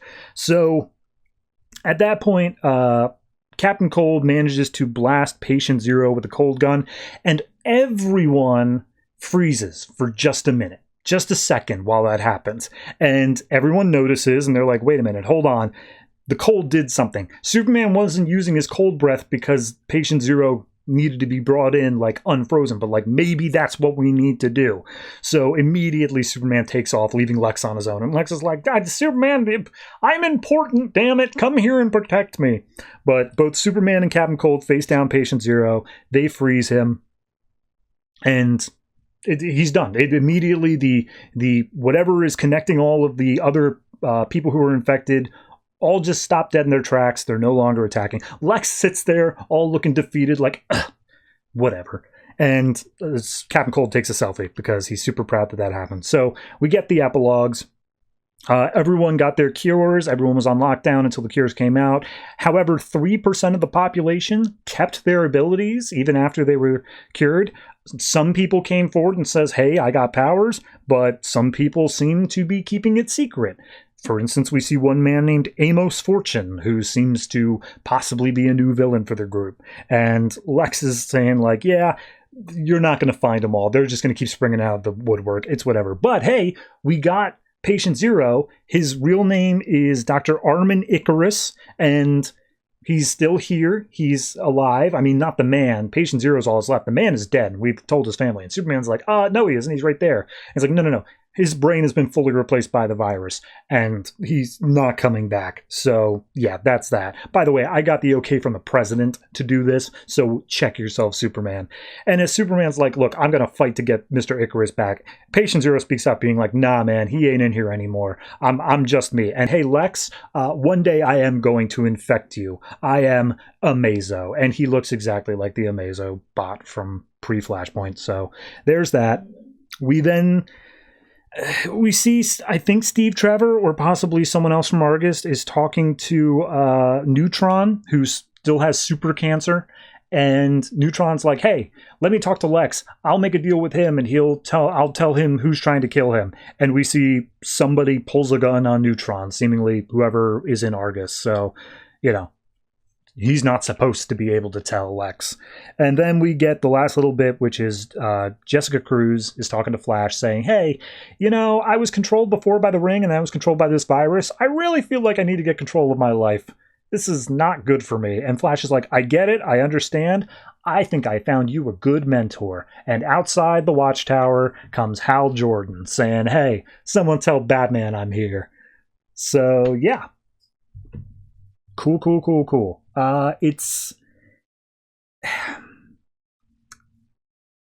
It almost feels like an event. Like it's just barely bordering on that. I do think the fact that nobody tried cold on him and then all of a sudden it just worked, like that's a little bit disappointing to me. Like at no point did they look into this and say, oh, by the way, it turns out that keeping the bodies on ice keeps it so that they're not being attacked. Or we've noticed that colder climates are not being affected by this. They may have said it was limited to like a certain city range or something, but still, like there should be something that says cold is the answer before all of a sudden Captain Cold just shows up, Maybe there was, maybe I missed it. It just didn't feel like it was that broadcasted. Everything else in the epilogues, though, does just feel like, all right, yep, this is the standard setting up the future stuff that Geoff Johns loves to do. Mind you, that little bit in the middle talking about Medusa where he's like, oh yeah, I got a Wonder Woman story planned out. You're never going to tell that story. I'm still waiting on your Aquaman Rise of the Seven Seas, you bastard. So yeah, no, it's an okay story. Overall, I think the ending kind of works for the most part. There are a few faults to it, but its art is very well done. Writing is solid. I think it gets a little bit too Scott Snydery for me personally at times of like explaining, yes, in ancient Athens there was a plague. It's okay. You can just tell a story. You don't have to give me a history lesson. So I'm going to say this one is a... Honestly, I got to say 7.5. Just shy of the 8, but it is still very, very good and almost definitely worth checking out if you're interested in the Justice League at all.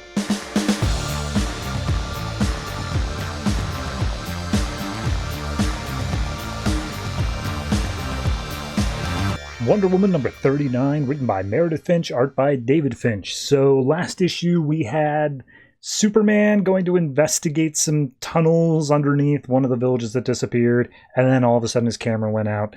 And then also the Amazonians inducted Donna Troy as their new queen. So, you know, big shakers and movers. Wonder Woman and Batman go to check on Superman, and they see all of these tunnels that are dug, and they're like, okay, this is not man-made, this is like animals, something like a termite or anthill. And one was like, cool, so bugs. And then immediately a bunch of flying bugs come out at them, and Batman's like, yeah, okay, maybe don't like trigger that. So Wonder Woman hears someone crunch a bug behind her, pulls out her sword. It's Superman. He's like, hey, no, don't worry about it, I'm cool. There's a lot of lead like naturally in these tunnels, so the signal wasn't getting out. We're all good. But obviously bugs. So they start moving their way down the tunnel, and they see a light down at the end, and Wonder Woman sees like misshapen, horribly grotesque corpses of the villagers that they've been looking for from these disappeared villages. And as they move further down the tunnels, they see just pillars and tendrils and stuff like that, all made of these corpses. And Batman's like, yeah, that's definitely more than one village. So Wonder Woman sees a man standing amongst all the wreckage, someone who's not human, and it says like, okay, we have to stop this now. Hope that someone's still alive. Batman, you go back, look for survivors. Superman, keep the bugs off me. I'm going in. So she charges in, immediately pulls out her sword and slashes this guy. And he's just like, how the hell did you break free? And he's like, oh, all these people, how dare you? You're a monster. You've murdered thousands. And this guy's like, whoa, hey, you humans are just food for the queen. Like, we're going to be free once she arises. And Wonder Woman fights off against this guy's sword and says, if it's a war you want, it's a war you'll get. I'm God of War, bitch. And goes to like straight up chop off his head. And Superman grabs her arm at the last second and be like, hey, what are you doing? What, have you forgotten who you are? Like what we do here? And she's like, look around you, man. Like, was there even anyone left to save Batman? And it's just like, no, they were all dead. And she's just like, look, go take this guy if you gotta. I need to be alone. So we cut up to later at the Watchtower, and Batman and Diana are looking over Cyborg, who's trying to get this guy back to some sort of medical stability. And Batman's like, you want to tell me what was going on out there? And she's like, no, not really. And he's like, you said you wouldn't lose control being God of War. If this person dies, creature, whatever you want to call it, blood is on your hands. And she's like, I'm sorry. I nearly killed this guy who was like going around killing all of these other people. Yeah, no, I understand that his blood would be on my hands. But are you willing to accept the fact that you not killing anyone in your rogues gallery means that all the people who die because of them is blood on your hands? I'm willing to accept my part in this. How about you, Batman? And she just walks off. So, yeah, clearly it's a double standard there on her viewpoint. So she goes back to Themyscira and she's looking out at the ocean. She's like, oh, Mom, I miss you so much. Am I wrong? Have I changed? Am I different from who I was? And she hears her mom talking from behind her, and it is her mom. It is the spirit of Hippolyta has imbued itself in the island because blah, blah, magic, whatever. So Hippolyta's basically like, look, you aren't lashing out because you're the God of War. You're lashing out because that's what Amazons do. Like, that's absolutely it. Speaking of which, there's a smoke and fire over there at the camp where all the boy Amazons are. Might want to go check that out. And one of them was like, oh, geez, okay, thanks, Mom. So she goes over to the Amazonian brothers and just like, what's going on? And it's just like, oh, hey, Diana, we've been disowned. the Capitol is not answering our calls anymore, and it closed its gates up to us. And Diana's like, look, I know they got a whole thing against you guys. I'm trying to make that work. I promise I can go and deal with that, okay? And he's like, maybe not. I think it might be a little bit bigger than you can handle right now. She's like, don't worry about it. I'm going to go talk to them right now. I promise I'll handle it. And he's like, okay, be careful. So we go to the Amazons. They're holding a massive bonfire out in the town square, and Donna Troy's in front of the whole thing wearing the Amazonian armor, and it's just like, how much more are we going to sacrifice for an absentee queen? How much are we going to pay for our leaders' failings? We're Amazons, and we're going to act like it. Warriors of Themyscira, join me and take back our island. And Diana's like, what? And she's like, yes, we will bathe in the blood of men. And she's like, well, hold on. Okay, no. Those men are under my protection. You're not going near them. And she's like, who are you? She's like, I'm the queen. She's like, no, you're not. You were the queen. And she pulls out her sword, and Donna and Diana are going to fight. Brief issue, very fast-paced. Art's fantastic whole way through. Got no problem with that. I'm of two minds with the thing of Diana being willing to kill like that. On one hand, I do think it makes sense for her character. I think that, the fact that she is much more, not rage-filled, that's the wrong term, but like someone who is willing to do what needs to be done. I accept that. I think that that is a decent way for a character to go, especially if they're going this God of War route. I think that that's fine. But on the other hand of that, I hate when stories are just all about that. I hate when it's like Superman and Batman are like, we're paragons of virtue and justice, and looks like the woman's going a little bit crazy. It feels cheap in a lot of ways, especially when Wonder Woman in other writings by DC is by far and away the one who is more virtuous than especially Batman. So it's a push and pull. I think this one handles it decently well, but is walking a fine line that it could very easily fall over into the other side on. I think the God of War aspect's a pretty good out if they ever do fall that side. Basically, it's just pull a parallax and say, oh, it wasn't me. It was the warlike aspect. Don't worry about it.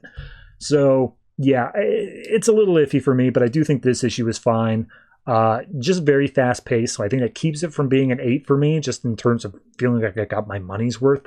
So I'm going to give this one probably a 7, flat 7, but it's still very good, and I think as of now, it's still worth checking out. It depends on where the story goes, whether or not that holds true for the entirety of the trade.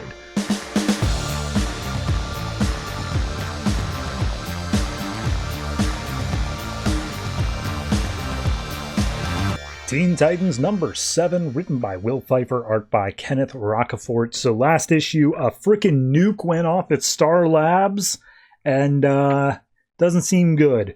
So this issue picks up with Raven teleporting in everyone to Wonder Girl's location. Power Girl's there as well. Beast Boy's the only one who's still at Star Labs. And they immediately get to talking, and they're asking Manchester Black, hey man, that nuke was over Star Labs. You want to tell me what was going on? And he's like, well, I've got an idea, but I'm not sure, it's a bad one. So Wonder Girl basically interrupts and says, hey, guys, maybe we should get over there. And Raven's looking a little bit shaky, everyone notices that, but she asserts, I'm good, I can handle it, so teleports everybody over there. They go right to where Beast Boy is. He's in the form of a wolf, looking over the janitor who got shot last issue, and just hey guys, yeah, he got shot. Raven, could you heal him up? You're looking a bit shaken. She's like, I know, I'm fine, don't worry about it. And they question why he's a wolf in the face of a nuclear bomb, and he's like, oh, I thought about Chernobyl, and I heard the dogs there were able to run around without the radiation. And I'm like, me personally as a reader, I'm pretty sure that they also had problems with radiation, but good on you for at least trying. So at that point, they realize that the scanners are saying there's no radiation at all at the site of the nuclear explosion, so all the first responders can get in there, they can help out. But then they turn to Manchester Black, they're like, cool, tell us what we're up against, now that we know it's not a radiation nightmare. And Beast Boy points out, hey, I saw a bunch of guys with guns. Who were they? It's like, they're just foot soldiers, don't worry about it. Who here knows about Project Paperclip or Operation Paperclip? And everyone says no, except for Red Robin. He's like, yeah, of course you do, you freaking nerd. And he explains way back in World War II, once it wrapped up, all the Nazi scientists were basically hired by the US government to come up with things. Mostly they point to NASA and getting people on the moon. But Manchester Black says a lot of the things they came up with were really, really bad. Like, unfathomably awful. And it terrified the US government to the point where they mothballed it, put it down, and disappeared the scientists. And if those weapons are true, they would have been stored under Star Labs, because Star Labs was apparently Operation Paperclip Central or something like that. So Wonder Girl once again steps in being like, all right, well, I'm going to go find out what they're doing. So she just flies over to where the nuke site was. All these people are poking around trying to find stuff. And they comment how the nuke was specifically made to turn radiation into more explosive power, so it was like a feedback loop that made the nuke look bigger but left no radiation. And then Wonder Girl comes in just being like, hey, science boys, why are you all here? And they start shooting at her, and she's like, yeah, I wouldn't suggest that. So she grabs one of them, flies back out, takes him over to the rest of the group and says, and like, all right, let's go interrogate him. And the rest of the science boys are like, all right, doesn't matter, we're still on track for the plan, let's do it. So they start doing investigations or interrogations on him. Raven uses her psychic powers to like see into his brain. And immediately as they say, what are you planning on doing? She sees a picture of Manhattan just gone. Not blown up, not like leveled, just erased. It is no longer there. And she's like, oh God, he's not joking. Like they're really going to do this. And Manchester Black's like, how are you going to do it? How are you going to destroy? It's like, not destroy, erase. And it's like, what? But you'd have to use the, oh no, but you would have to take weeks to do that. You don't have enough time. And he's like, of course we do. Of course we have enough time. And he's like, oh no. And Manchester Black goes to punch the science boy, but he just disappears immediately. And all of a sudden, intercom, giant-ass holographic projection in the sky over Manhattan says, oh, good evening, New York. You are about to be part of a science experiment. And he basically says, yeah, we're going to erase you. Don't worry about it. We're going to wipe everything clean. And shouldn't hurt. Probably. I don't know. But we're going to give it a shot. You got 1 minute. And Red Robin's just like, okay, everything's going crazy in Manhattan right now. Manchester Black, you said this would take weeks to pull off. You just said that. Why is it happening right now? And it's like, you don't understand. It has been weeks. And it's like, no, it hasn't. They literally just got in. And it's like, okay, one of the magical devices that Operation Paperclip came up with is time stuff.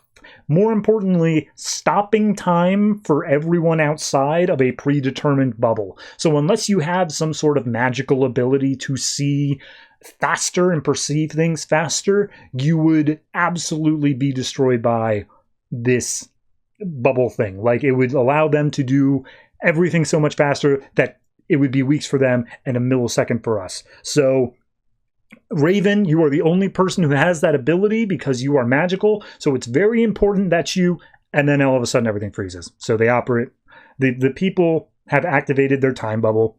And we see that Beast Boy has become a mayfly because once again, he believes that because it has a shorter lifespan, it must perceive everything significantly faster. So they teleport over. And again, Beast Boy, A for effort, D- for actual how physics works. So we see the scientists are like, okay, we've been planning this forever. We just need to get the final things in place, and then we're going to erase New York. So everything started moving in. We get this one scientist who's like kind of freaking out about it, and he's being told by his superior, like, oh, you know, we got to make sure this all works. Don't be an idiot. Don't be stupid about it. So Raven lowers down, starts blasting them. We see that this guy also has some level of arcane arts, and he's like, but you fool, I've also been to dark places in order to learn all of this stuff that needs doing with Operation Paperclip. And we see Beast Boy's like, well, I'm going to take care of the time freeze machine, and he just flies up above it, turns into a whale, and lands on it, exploding it all to pieces. So now time's moving again. Raven teleports in the rest of the Teen Titans. The commander tells the one lackey, hey, go push the erase button. It's on the far side of the room. Go do it. I'll hold them off. And he speaks into the holographic projector like, now, New York, you will be wiped from the face of the earth. And Bunker just drops a load of bricks on the guy going to press the button, while Beast Boy turns into a rhino and knocks him away. So we see the dude who's planning all this. He's like, oh, it's all according to plan. It's all according to plan. And he turns to Raven saying like, oh, I beat you once before with my arcane magic. And she's like, yeah, you said you studied in dark places. I was born in them.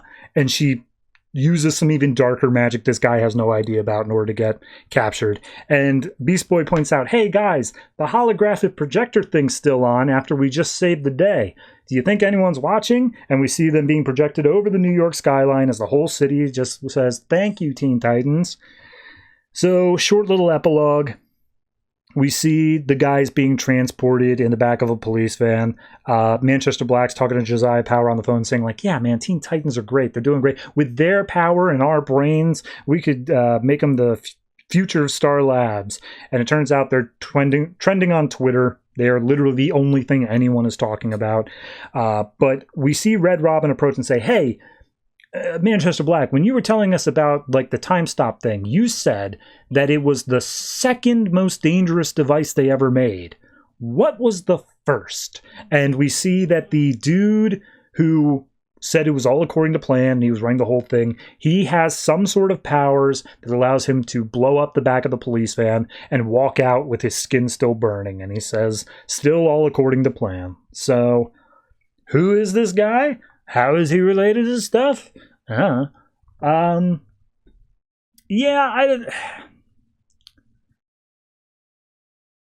I'm sure if I looked back at the arc as a whole, it may be more cohesive, but just reading it month to month, it feels like this issue and the last issue are completely separate from everything else that came before it.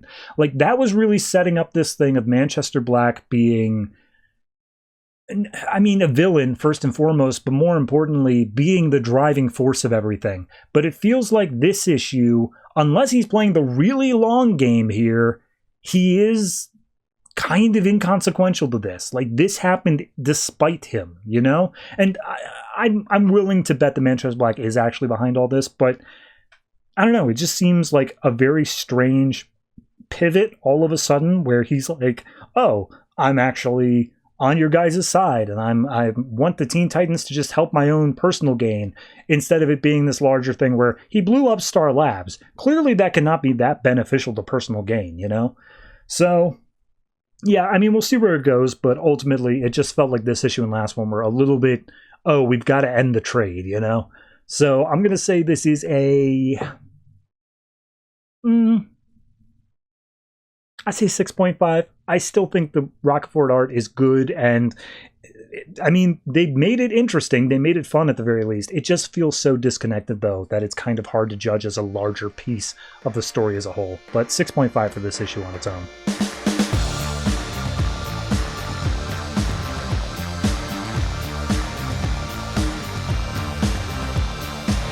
Trinity of Sin number 5, written by J.M. DeMatteis, art by Yvel Richet. So last issue, the crew have gotten their hands on the redemption box. They went inside of it, and then turns out inside they were all being crucified forever. So, whoopsie. This issue opens with a little flash ahead. I'm not going to get into it, but we see that the group is still continuing to be crucified, and all of them are like, this can't be the redemption box. This has to be like a trick. And this is like, nope, this is it. This is what happens. We're screwed. And questions like, but why is this happening? And nobody has any answers. But then they're still left to be crucified on these giant crystalline like trees. And just as they start getting like, not accustomed to it because it sucks, but like as they start accepting their fate, in come a bunch of crystalline vultures to start pecking at them and torturing them even further. And as they're bleeding out onto this desert floor, they hope they're going to die. They don't, because all of a sudden serpents and snakes start coming up and essentially just like bite them and feast upon them and then leave them alone. And they can't die. This is eternal. So as Pandora and Phantom Stranger seemingly just let it happen, their eyes are blank, they're just like letting this happen to them. Questions like, nah, man, I don't deserve this. Screw this. Like, what did I do to deserve all this? And he starts, like, rocking away at the crucifix, the crystalline tree, and he does eventually knock it over and break free.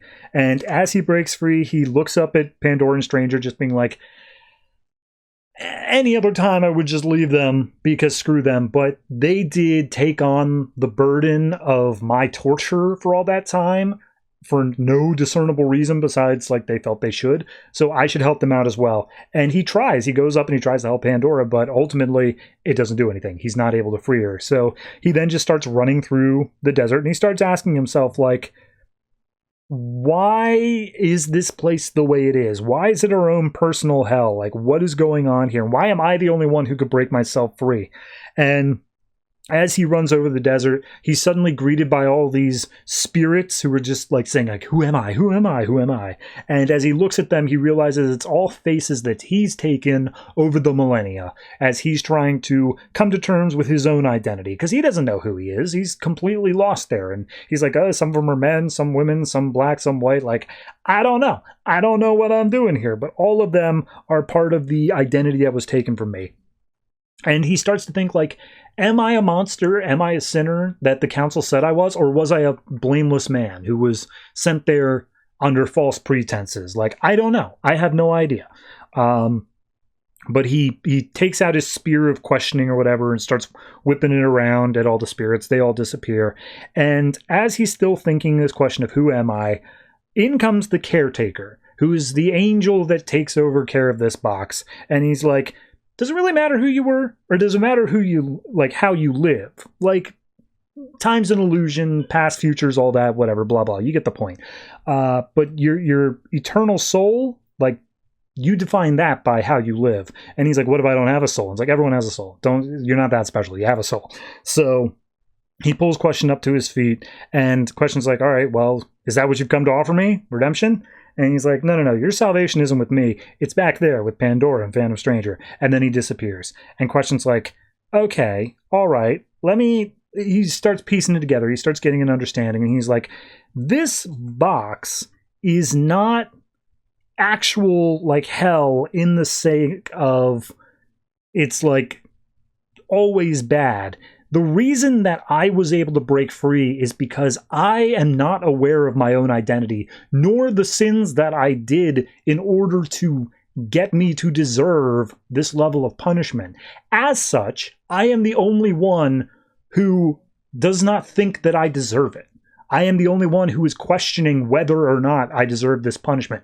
Both Pandora and Stranger, they know that they did bad things, and so they have this internal penance that they're trying to pay for. They think they deserve to be punished on some deeper level, no matter how much good they do. That's why they're unable to break free. And as he's saying all this, there's some spirit versions of Stranger and Pandora that try to fight against Question, because you can't just have philosophy, you gotta have a fight scene. So they're fighting against him, saying like, oh, you can't free them, oh, it's no use, blah, blah, blah. And he does his best to fight against them, but he does get knocked down. Until eventually he says, no, that's not going to be how it is. And he snaps his spear over his knee and drives it into the chests of Pandora and Stranger, which causes their energy to erupt outwards, and all of a sudden the desert is transformed into this lush paradise landscape. And both of them, Pandora and Stranger, are looking at the caretaker like, what the hell is it? It's a paradise? And he's like, I mean, it looks like a paradise to you. It's like the best things that all humans could ever hope for, given form. So yeah, that's pretty much paradise. And he explains how Question gifted this to them because he freed them. He allowed them to move past their own torment, blah, blah. And then Question literally gets baptized in the river of this place in order to come back to consciousness. And basically Caretaker says, look, you guys can chill here until time, the wheel of time turns again, and everything out there turns back to something that's good. And they're like, okay, how long is that going to be? It's like, a billion years, or like a moment. I don't know. Time, it doesn't really make much sense to me as an angel. And both Pandora and Stranger are like, okay, we need to undo what happened, because even if the world isn't perfect out there, it doesn't deserve to be taken over by a weird dark bird creature. And Caretaker turns to Question being like, what about you? Do you want to go back to that? And Question, like, puzzles it over for a moment himself, but he's like, I have answers that I want to find about myself. And Caretaker's like, say no more. He doesn't actually say that out loud. So he flies away and he says, yep, all right, you guys will be set free. And he flies up into the sky as they all watch forward. A blinding light overtakes them. And then they are all teleported right back into Nimra's hand as she is holding the cube. And they just appear right above it inside of the middle of Nimra's cave. So, whoopsie. Yeah, no, it's a fine enough issue on its own right. That was kind of my favorite part of Phantom Stranger, was when it delved a bit more into the philosophy of, like, you know, forgiveness and stuff like that. Something to just give you a little bit to mentally chew on, rather than it just being, and then I'm going to punch this guy some more, or, and that's what goodness means. Like, it actually delves into the idea of forgiving yourself and, like, different concepts like that.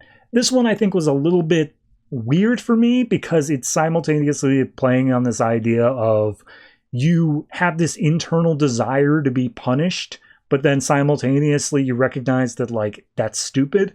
So it's a little hit or miss. I think it's mainly just in that question is not that well defined of a character yet. Obviously, by his name and namesake, he probably shouldn't be, which makes it a bit weird that he's the one coming to these conclusions. But I think it works for the most part. Overall, I'm going to give this one a 6.5. It's just shy of a 7 for me. It's almost there, but it's just missing that little extra oomph to get it over the hump. But still, probably the best issue of the series thus far, mainly because it's not dealing with whatever the hell Nimrod's stuff is. That's still a very weak plot for me.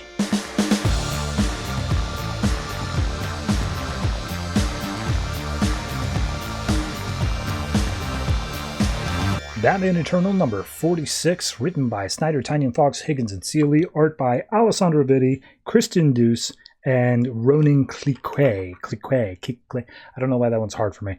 Anyway, we open up with Poison Ivy, who's talking to her flowers, basically saying, like, oh, I know, Gotham City sucks, but the madmen, the crazies of the town, have managed to crawl their way in and taken root, so We'll return, we'll plant anew once they are done feeding themselves to extinction, so no big deal. And what about the champion of Gotham City, you ask? Well, I haven't forgotten them, my babies. How could I forget about Batman? And we see Batman is going on a tear, going up against the League of Assassins, because last issue he realized, this is all gotta be Ra's al Ghul, right? Like, this is 100% him. So he's going through League of Assassins trainees, and he's just like, look, quit with the sending out the first years. Just show yourself, Ra's. I know this is you. I know you're not dead in Nanda Parbat after that Batman and Robin storyline. You're going to wish you were. And we cut over to nearby where Damien Dark, or sorry, he's not Damien Dark. He has a different name in this. Regardless, one of the Darks is being contacted by Ra's and saying, like, yeah, he's here. Batman's inside. Haven't seen him in a while. And Ra's is like, all right, well, I'm sure he thinks I'm responsible for everything going on in his city, but let's have his darker half believe something else. Prepare for time travel, as Dark is like, oh yes, master. So the other plot here is we go to Blackgate, where Catwoman, aka Selena Kyle, is walking in, and she goes to talk to her dad, Leo, and Leo's just like, oh, Selena, what can the lion do for you? And she's like, you really don't deserve that title because you haven't done anything in forever. I've been the one running anything out here, and you don't even deserve to be called my dad, so shut up. And he's like, all right, well, what do you want here anyway? And she's like, first and foremost, your little black market side dealings. There are things dropping off the manifest, big things. You know anything about that? You messing with me here? And he's like, honey, how dare you? Like, I have given so much up for you to take this place where you are currently running the entire underground. So no, it's not me. I'm not doing anything like that at all. I would never endanger what we built. And she's like, okay, let's say I believe you. I need you to pull some strings to figure out what is going on. Try to figure out what's happening there, because the first families are looking for any excuse to turn on me. And if they don't like what they find, like, it's going to be a bloodbath. So we then cut over to the Batcave, where Hush's cage has a blanket over top of it, and he's like, Julia, oh, do you really think this is time for modesty, Julia? I mean, you're stuck here in this dank cave, and I'm sitting around here all the time. And she's trying to just take like a brief little shower over in one of the nearby waterfalls. And she's like, oh, how do you keep it all together? And she spreads the thing while she's got a food ration in her hand, just being like, oh, it's easy, Tommy. Anytime that I feel upset that I'm down here, I remember I could be you. And she throws in a little food thing and says, all right, well, time for you to hush again. So then she goes over to Alfred, who's still resting. Apparently, in this book, the nightmare stuff is still a problem. I thought that was wrapped up. I don't know why, but he's still like dealing through the fevers of all the fear toxin and whatnot. And all of a sudden, alarms are going off on the Batcave computer. She rushes over. She's like, Batman, have you landed? Are you at the place where you're looking for Roz? Because your vitals are crazy right now.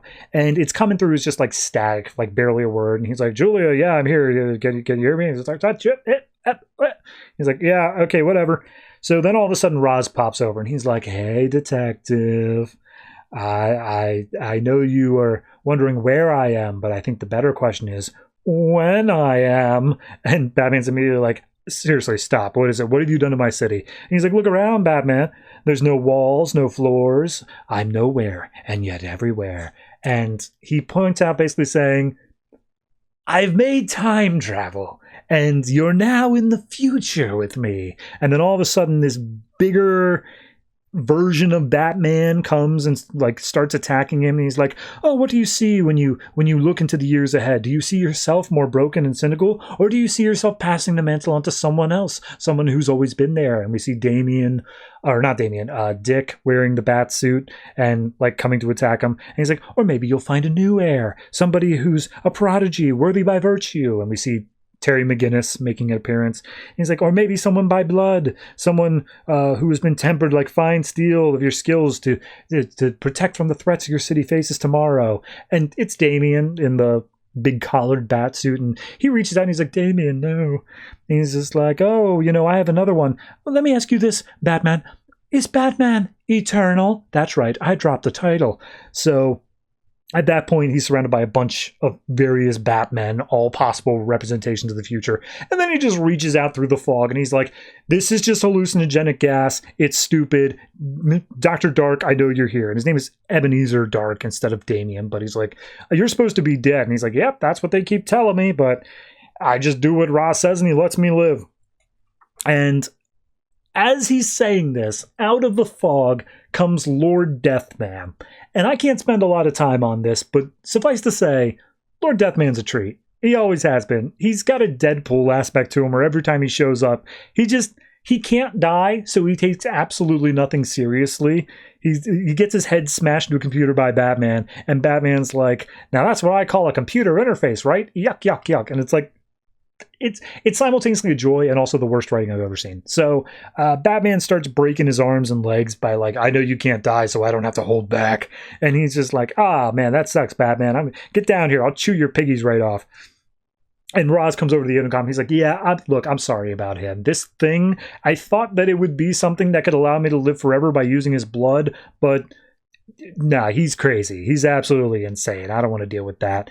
And then all of a sudden in this fog, it's still hallucinogenic, he starts seeing the various members of the Bat family that are still alive. And he's like, oh, you've drawn every member of your family into your web of death.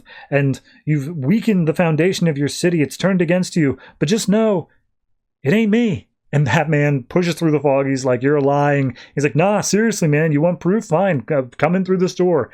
And through the door, Roz is on like a medical bed hooked up to a bunch of tubes and stuff. He's like, seriously, it wasn't me because I need you, man. After our last encounter, like, I was at the bottom of a frozen ravine. I had to crawl my way back. But like the only thing that kept me sane and kept me going was knowing that I have to live through it to be able to beat you again. And he's like, Batman just puts his hand around the story, being like, no, you're lying. It has to be you. Maybe it's revenge for the ravine thing. Maybe it's for Talia. I don't know. But this all has to be you. And he's like, nah, man, when I kill you, I want it to be when you're at your best. When you think you are eternal. When you're on the same level as me, then I'm going to come after you. And I'm going to let you know it's me as well. I'm going to do all that. You that letter that everyone got, the thing saying partake in the Gotham, yeah, I got one. I burned it. I don't want any part of that. That ain't me. And Batman's like, nah, man, this doesn't make... It has to be you. There's the whole thing of the accounts who was buying them. It has to be you. There's no one else. And Ross starts pulling off his tubes and stuff. He gets out of bed and he's like, it's not me. Search your feelings. You know it to be true. And he's like, yeah, I know it's not you. And he's like, good. Now go figure out who's messing with you and then wait for me, because I'm definitely going to do that thing. I'm definitely going to come after you. So then we go back to Blackgate one more time. Leo gets a lead from some stool pissing there, and it's just like, oh yeah, here's these manifests. I got a guy who knows a guy. And as he starts reading through the manifest, he's like, that doesn't look right. There's tons of crazy stuff. There's 600 dolls and a pallet full of mirrors, which we see Joker's daughters just trying to recreate Killing Joke. We see a deluxe soda fountain and an industrial-sized walk-in cooler. That apparently is Mr. Freeze. Tactical drones from Kondak and 6 crates of craft feathers, which apparently is Scarecrow. And as Leo's looking over all this, he's like, oh god, she's right. The crazies, the psychos, it's going to be like Christmas morning for them. And we cut off, ending with Poison Ivy like we opened with, as she's caring for her garden and saying like, I've given you a new brother, and it's going to make sure that we never forget Batman and what he's doing for this city. And we see that the flower just looks like shrunken little skulls. So yeah, whatever the hell that means. I wasn't a huge fan of this issue. Like, last issue we set up, it could be Roz. And then this issue is literally just one issue, just like, ooh, you think it's me? I'm going to just say the title of the book and then tell you it's not me. And like, I don't know. It just felt kind of weak the whole way through. Add on top of that, there's extra stuff of, the psychos, like they're all getting what they want. It's setting up for like a cool finale, but they also already had access to the entire Bat Armory. So I don't know why we have to go the extra mile to say, and also Joker's daughter is going to recreate Killing Joke. It just feels like too much. We've got 6 issues left on this, and it just feels like too much. So, not really a fan of this issue. It just doesn't feel important at all. I think you could easily sum up, if like anybody's reading this, just one panel that's, as soon as he says, I'm going to see Ra's al Ghul, just one panel that says, it wasn't Ra's al Ghul, and then get back into the story again. So, yeah, I'm just gonna say flat 6. It really didn't do anything for me. It's not a bad issue, it just feels completely superfluous.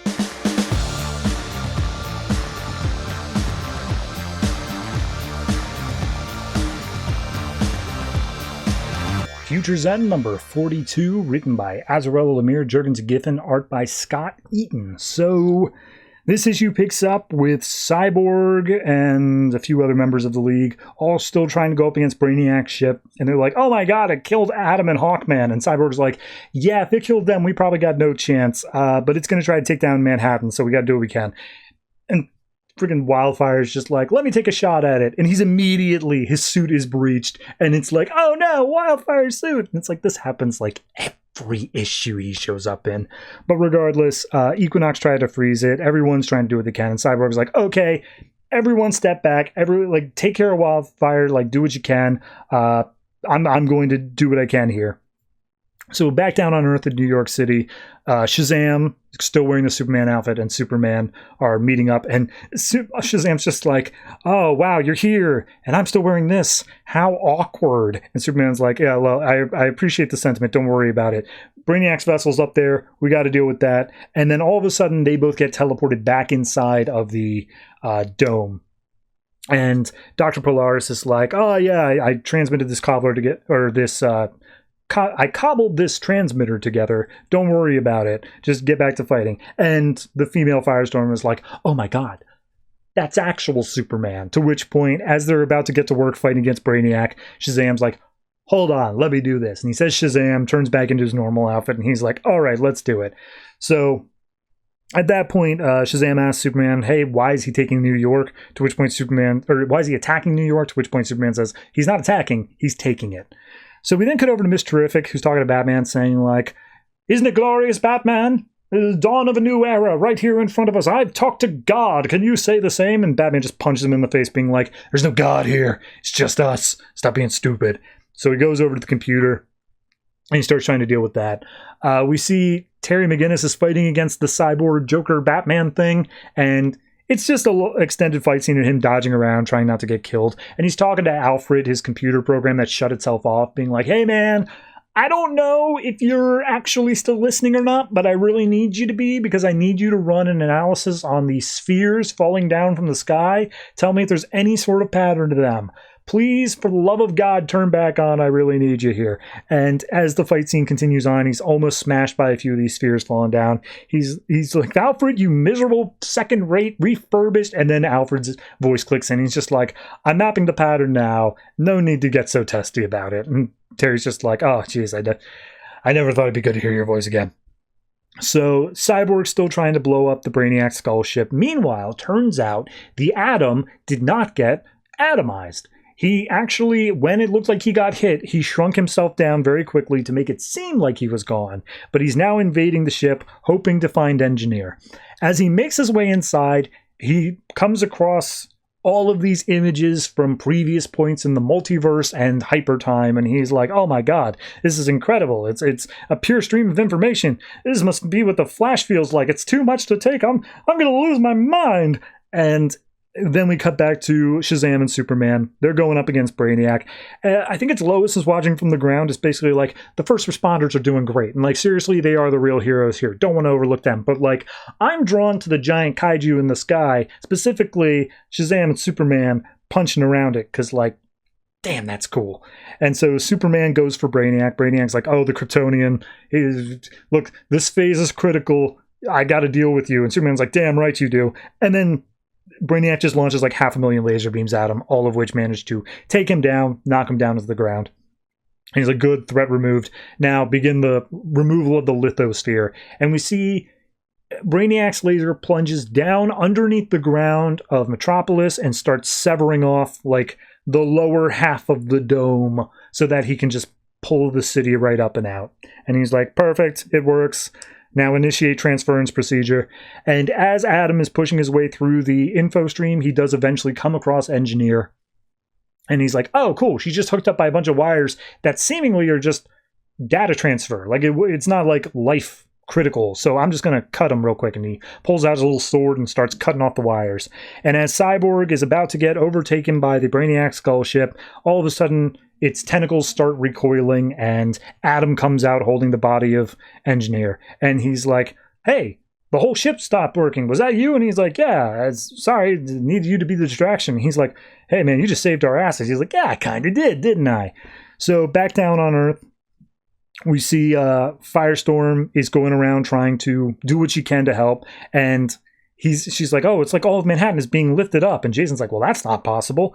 And as Brainiac says, all right, start the lift beam, all of a sudden it starts puttering out. And he looks up and he's like, the lift beam's been terminated. That's impossible.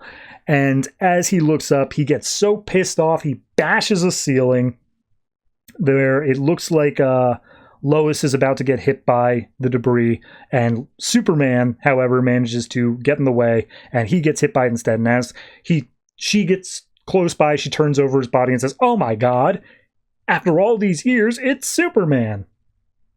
So then we go back to Mr. Terrific, who, just for like one panel, he's like, oh, Batman, don't. The AI was damaged during the war, but it can be controlled. Or sorry, no, it was damaged during the war, to which Batman says, we won the war and this creation can be controlled. Don't worry about it. So we then see Terry still fighting against the Cyborg Joker Batman thing. He maps out how the spheres are falling in order to predict where the spheres are going to fall, and he manages to lead the Cyborg right underneath one of them to the point where its heads get crushed, and the end of that, it's dealt with. But as he does that, he looks up on the billboards around Times Square, and he sees they've all turned into Brother Eye. And Brother Eye says, I am here to protect you, planet Earth. To which Terry says, ah, crap, what have I done? So, I'll admit, I like the idea of Brother Eye emerging as the alternative evil to Brainiac.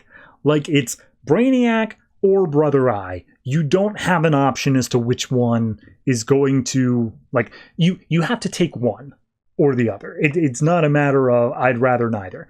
I appreciate that as a threat. It makes it more realistic, the fact that it could happen there, because Earth is just so absolutely shooken right now they couldn't possibly face both of them off. Beyond that, though, yeah, I'm hoping the Brainiac stuff gets resolved well. There's a chance it's going to be just kind of Brainiac's like, well, this isn't worth the effort, and just bails, and I'm hoping that's not going to be what happens.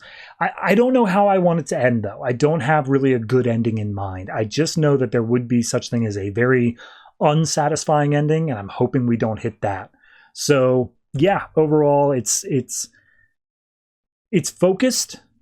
It's not doing anything outside of what's going on with Brainiac and Brother Eye in Manhattan right now as this is playing out, and I appreciate that so much more than almost every issue of this book beforehand. So I'm going to give this one a flat 7, and hope that we can continue to improve in these last 6 issues.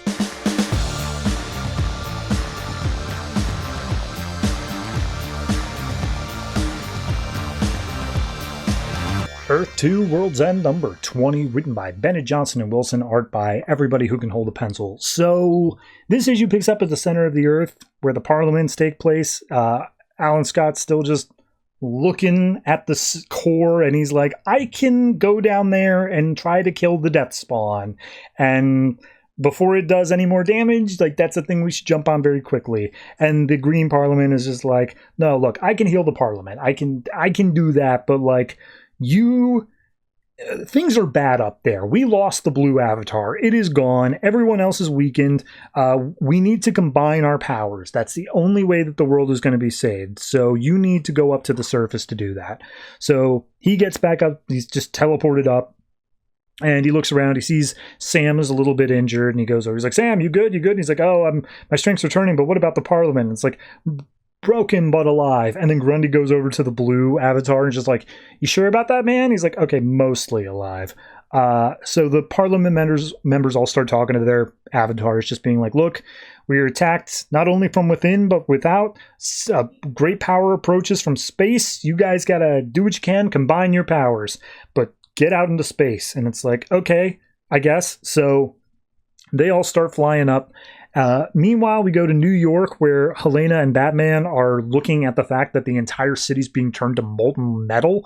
So it's like, okay, well, this building's about to get fried. We got to get out of here now. And so Batman calls for an evac. Meanwhile, Helena runs over to the computer, tries to get whatever data they need from it. And it's like, okay, we're looking for Oliver Queen. We just need you to lead us to the weapon that the real Batman, Bruce, left for them. And she plugs in a gadget that Kara made for them, and she points out like, oh yeah, most people think she's an airhead, but she's actually like a scientific genius. You got to remember that about her. And then all of a sudden the building starts coming down. It's just like, okay, well, we're out of time, and the toy didn't really get to do what it needed to do. So our ride's here. We got to hop on the jet now. And as they unplug the thing with whatever data they could get out, Helena uses her crossbow to grapple over to the jet as it just basically does a flyby and gets them both out of there. We then cut to Adam's Haven, where Dick Grayson and Wildcat are looking for Dick Grayson's son. And Wildcat basically just says, like, you got to have hope, Grayson. He's just like, I gave my boy to a bunch of criminals. I had to in order to save his life. I'm not sure where you feel the hope, but like I know I'm going to keep an eye out for criminals, and you find criminals in the shadows. And he looks over and he sees Obsidian again, and he's like, "That's the guy." And so he starts running down Obsidian. Obsidian's just like, "No, man, you don't know me. Don't worry about it." And so Ted grabs him, throws Obsidian against the wall, and just be like, "This man's looking for his son. Show some respect." And Obsidian uses his darkness powers to like blast both of them away. He's just like, "You have no idea who you're messing with, but you're about to find out." And then in comes Johnny Thunder. All of this was established like 20 issues ago. And I have absolutely no memory of these characters and like what their purpose is supposed to be. But regardless, they're doing it. So Johnny comes in just like, hey, what happened was wrong. He's a grieving father. We owe him an explanation. And Oblivion's just like, yeah, fine, whatever. The person you're looking for is named Brainwave. He's got your son along with like 1,000 other people as well. And we see a bunch of people in this crowd are possessed by Brainwave.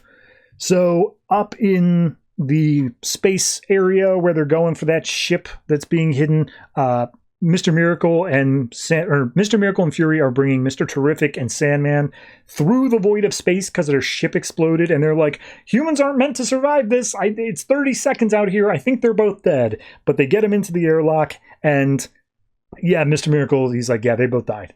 They didn't make it. They're just humans. They're gone. And Fury's like, I really thought humans were stronger. And they mourn for a second before all of a sudden Mr. Terrific coughs himself to life, and he's just like, don't count us out yet, Coach. And so they managed to come back. Turns out Wesley's mask came off, and this is the first time we see him without it on, and his face is just kind of like melty. Or, honest to God, it might just be the art. I'm not going to put it against it, but regardless, it doesn't look right. And he's like, geez, you look like crap. So he puts the mask back on, and he's like, well, it's good that you guys are alive. Let's hope all of the other humans are just as resilient. So we then cut out to the North Sea, where Helena is looking through what data she did get out.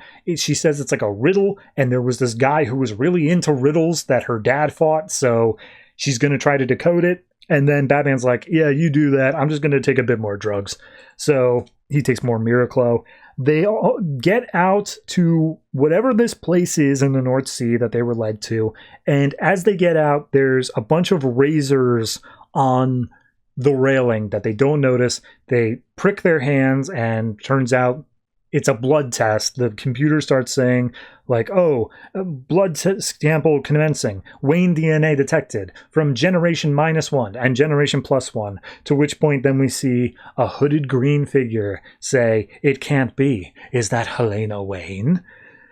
So then we go up to the ship that Miracle and Terrific are on, and they're trying to start it up, but they just can't figure it out. And it's like, Miracle's like, it's no use. And Fury says, you're Mr. Miracle, man. Figure it out. He's like, yeah, and it's no use. Like, it is absolutely beyond my abilities here. And out steps Terry Sloan, who says, hey, guys, I could start this ship up again, or I could decloak it and make it visible to Apocalypse. So it seems that we have to help one another here if we are going to save all of those refugees that you're looking to save. And then finally, the last thing we get is out in Earth orbit. The avatars are all there chilling, and they're just like, okay, so they said we had to combine our powers. What does that even mean? And they see that the Earth is almost completely engulfed in like this shell. Like, it has not got long. And Alan's just like, I think I know what it means. It means that 3 of us are not about to go home. And they're like, what? Well, why did they send us out into space? And Yolanda's like, it doesn't matter. None of us are going back home anyway. And they all realize what it means. And Sam's just like, look, we all know, Alan, it's got to be you. This is your burden to bear. Like, you do it. And they all start, well, it seems like they all start fading away. But Yolanda just goes back to Earth. Like, she's a normal person. So she's able to just go back to Earth and like leave her power behind. Whereas Grundy starts decaying into dust, and Sam goes over, gives Alan a hug, and Alan's like, I don't want to lose you again. And he's like, don't you get it? Now I'll always be with you. I'm not even going to bother saying goodbye. And all of a sudden they're all gone, and the Parliament, including the Blue, all of them say there will no longer be a divide between Parliament and Avatar. You, Alan Scott, will have literally all of the power of the Parliament of Earth. You are it. Good luck. And that's it. So, just want to call out the cover to this issue real quick. Nothing like that happens in this issue at all. Not even close. I have no idea. It's Mr. Terrific attacking, I think, Mr. Miracle with like a robot or something going on. Not even, like, nowhere close to happening in this issue. So, yeah.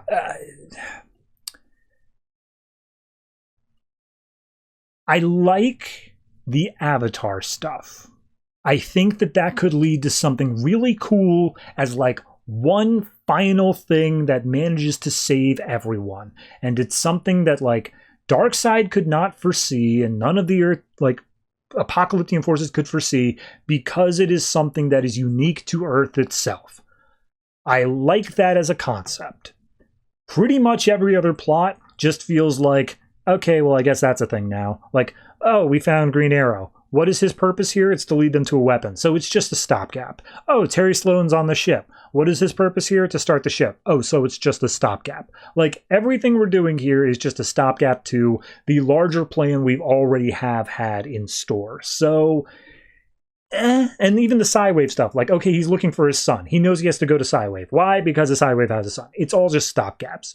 So I kind of get for pacing of a story-wise where you don't want people to reach the ultimate goal before the end of the story, but it also feels like no progress is really being made on these, except for these tiny little giblets that are then all of a sudden like, oh, but here's another giblet. Here's another giblet. And we're just going to keep on doing giblets down the whole line. So yeah, beyond that, it's not an awful issue. I do think that it is just an unnecessary story, really. So I think I'm going to give this one a 6.5? Nah, 6. I can't go higher than that, honestly. I was just bored reading this. So 6 for this. We'll see what happens in the last 6 issues. Ultimately, I'm assuming the world ends. Otherwise, it's false advertising.